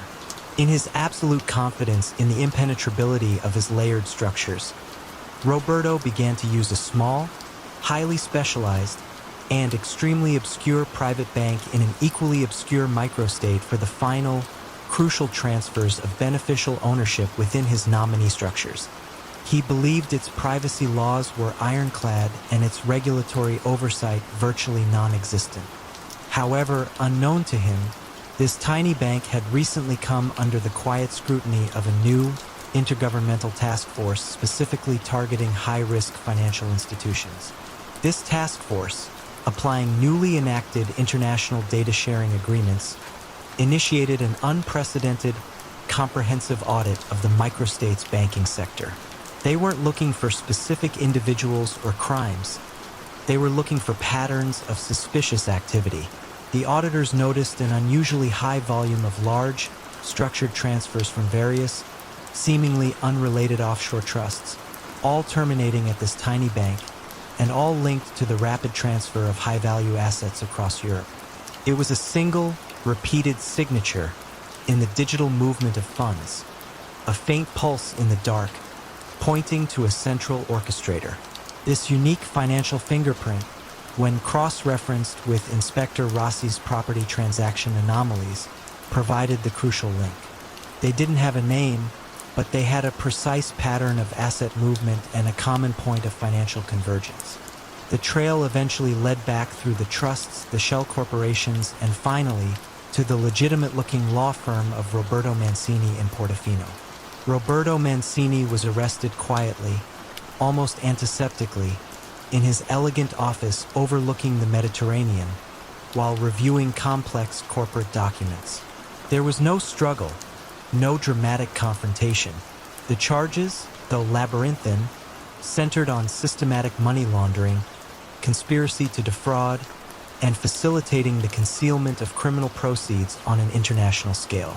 The only sound was the gentle lapping of waves against the shore, a poignant counterpoint to the quiet brilliance with which he had made fortunes vanish and reappear, now meticulously exposed by a single, proud, and ultimately fatal legal vulnerability. The shimmering turquoise waters of the Florida Keys masked a complex network of speedboats and hidden coves, where, under the guise of legitimate tourism, Elias the developer Finch built an empire on silent arrivals and discreet departures. How could a man who so meticulously hid his operations beneath the surface of legitimate enterprise be undone not by federal agents, but by the very land and water he sought to exploit, and what subtle ecological footprint would betray his carefully constructed facade? Elias Finch was not the charismatic kingpin of lore. He was a man of quiet ambition, often seen in unassuming linen shirts and faded boat shoes, a stark contrast to the opulence he commanded. In the sun-drenched landscape of 1970s Florida, he saw not just vacation potential, but a perfect conduit. His primary business was the quiet, efficient importation of cocaine from South America, not in large, ostentatious shipments, but in consistent, smaller loads that slipped through the vast, under-policed waterways of the Keys. He understood that true wealth lay in steady, reliable flow, not in risky, high-profile hauls. His genius lay in the seamless integration of his illicit trade with legitimate, burgeoning real estate development. He would acquire seemingly undesirable coastal land, mangrove swamps, secluded coves, isolated stretches of beachfront, and transform them into luxury resorts, marinas, and sprawling condo complexes. These developments, meticulously planned and executed, served a dual purpose. They were highly profitable ventures that generated vast sums of legitimate income, and they were strategic drop-off points, hidden storage facilities, and discreet distribution hubs for his illicit cargo. You might book a vacation at one of his pristine resorts, never knowing that the private dock where your charter boat departed also welcomed silent, late-night arrivals of different, far more valuable cargo. The core of Elias's strategy was sophisticated money laundering through cash-intensive construction and tourism businesses. Funds from drug sales would be funneled into his development companies as inflated construction costs, phantom material purchases, or overvalued property acquisitions.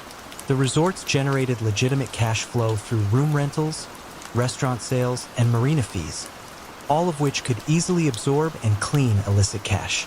His network of local officials, often swayed by generous donations to their campaigns or quiet investments in their side businesses, ensured that zoning variances were always approved, environmental regulations conveniently overlooked, and building inspections passed with minimal scrutiny. It was a symphony of quiet influence and unchecked growth, where the line between legitimate development and hidden crime blurred into an almost invisible smear.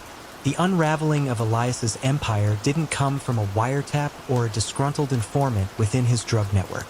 It began with an unexpected, almost accidental convergence of interests. A persistent local environmental activist group, Guardians of the Gulf, and a meticulous, recently appointed state environmental scientist, Dr. Lena Maxwell. Dr. Maxwell was tasked with reviewing the ecological impact of coastal development, focusing specifically on preserving fragile wetland ecosystems. She wasn't looking for crime, but for discrepancies between development plans and actual environmental impact. As Dr. Maxwell reviewed the permits and construction plans for Elias's newest, most ambitious resort project, a sprawling complex built directly adjacent to a protected wildlife sanctuary, she noticed a curious pattern. The engineering reports consistently underestimated the environmental impact of dredging and filling, and the proposed mitigation efforts seemed woefully inadequate. What truly piqued her scientific curiosity was the inexplicable decline in several rare, endemic species of marine life and migratory birds in areas immediately surrounding Elias's properties, even those officially designated as protected. This wasn't typical construction runoff. It suggested something more systemic, more insidious. The critical break came during a routine, unscheduled inspection prompted by Guardians of the Gulf reporting unusual chemical odors near one of Elias's new marinas. Dr. Maxwell, conducting the inspection herself, discovered not visible pollution, but an unusually high concentration of a specific, rare compound in the sediment samples taken from the marina's newly dredged basin. This compound, while not inherently toxic to humans, was devastating to the specific marine life that had been mysteriously disappearing. Further analysis revealed it was a common cutting agent used in cocaine processing, one that was designed to be easily dissolvable and leave minimal residue in the product itself, but which, in concentrated quantities, reacted with salt water in an unexpected way, becoming harmful to local aquatic flora. The environmental investigation, initially focused on regulatory compliance, suddenly had a far darker implication. Dr. Maxwell and her team, now with heightened scrutiny, began to investigate the waste disposal records for all of Elias's properties. They found that thousands of gallons of construction wastewater, categorized as benign, had been consistently dumped into specific, isolated mangrove channels over several years. This wastewater contained not just typical construction debris, but trace elements of the specific cutting agent. The quiet, almost invisible environmental impact had become the indelible signature of his hidden trade. Elias's downfall was not a dramatic arrest, but a slow, quiet suffocation. The Environmental Protection Agency, now involved, issued massive fines and, crucially, froze assets tied to the environmental cleanup, which were intricately linked to his laundering operations. Construction permits were revoked, and his resorts faced crippling investigations into their waste disposal practices. The very land and water he sought to exploit for his empire, once silent witnesses, now spoke the undeniable truth through the meticulous scientific findings of Dr. Maxwell. The ecological footprint, a detail too mundane for traditional law enforcement to notice, revealed the hidden truth behind Elias, the developer Finch's pristine facade. What other silent narratives are being told by the ecosystems around us, waiting for someone to listen?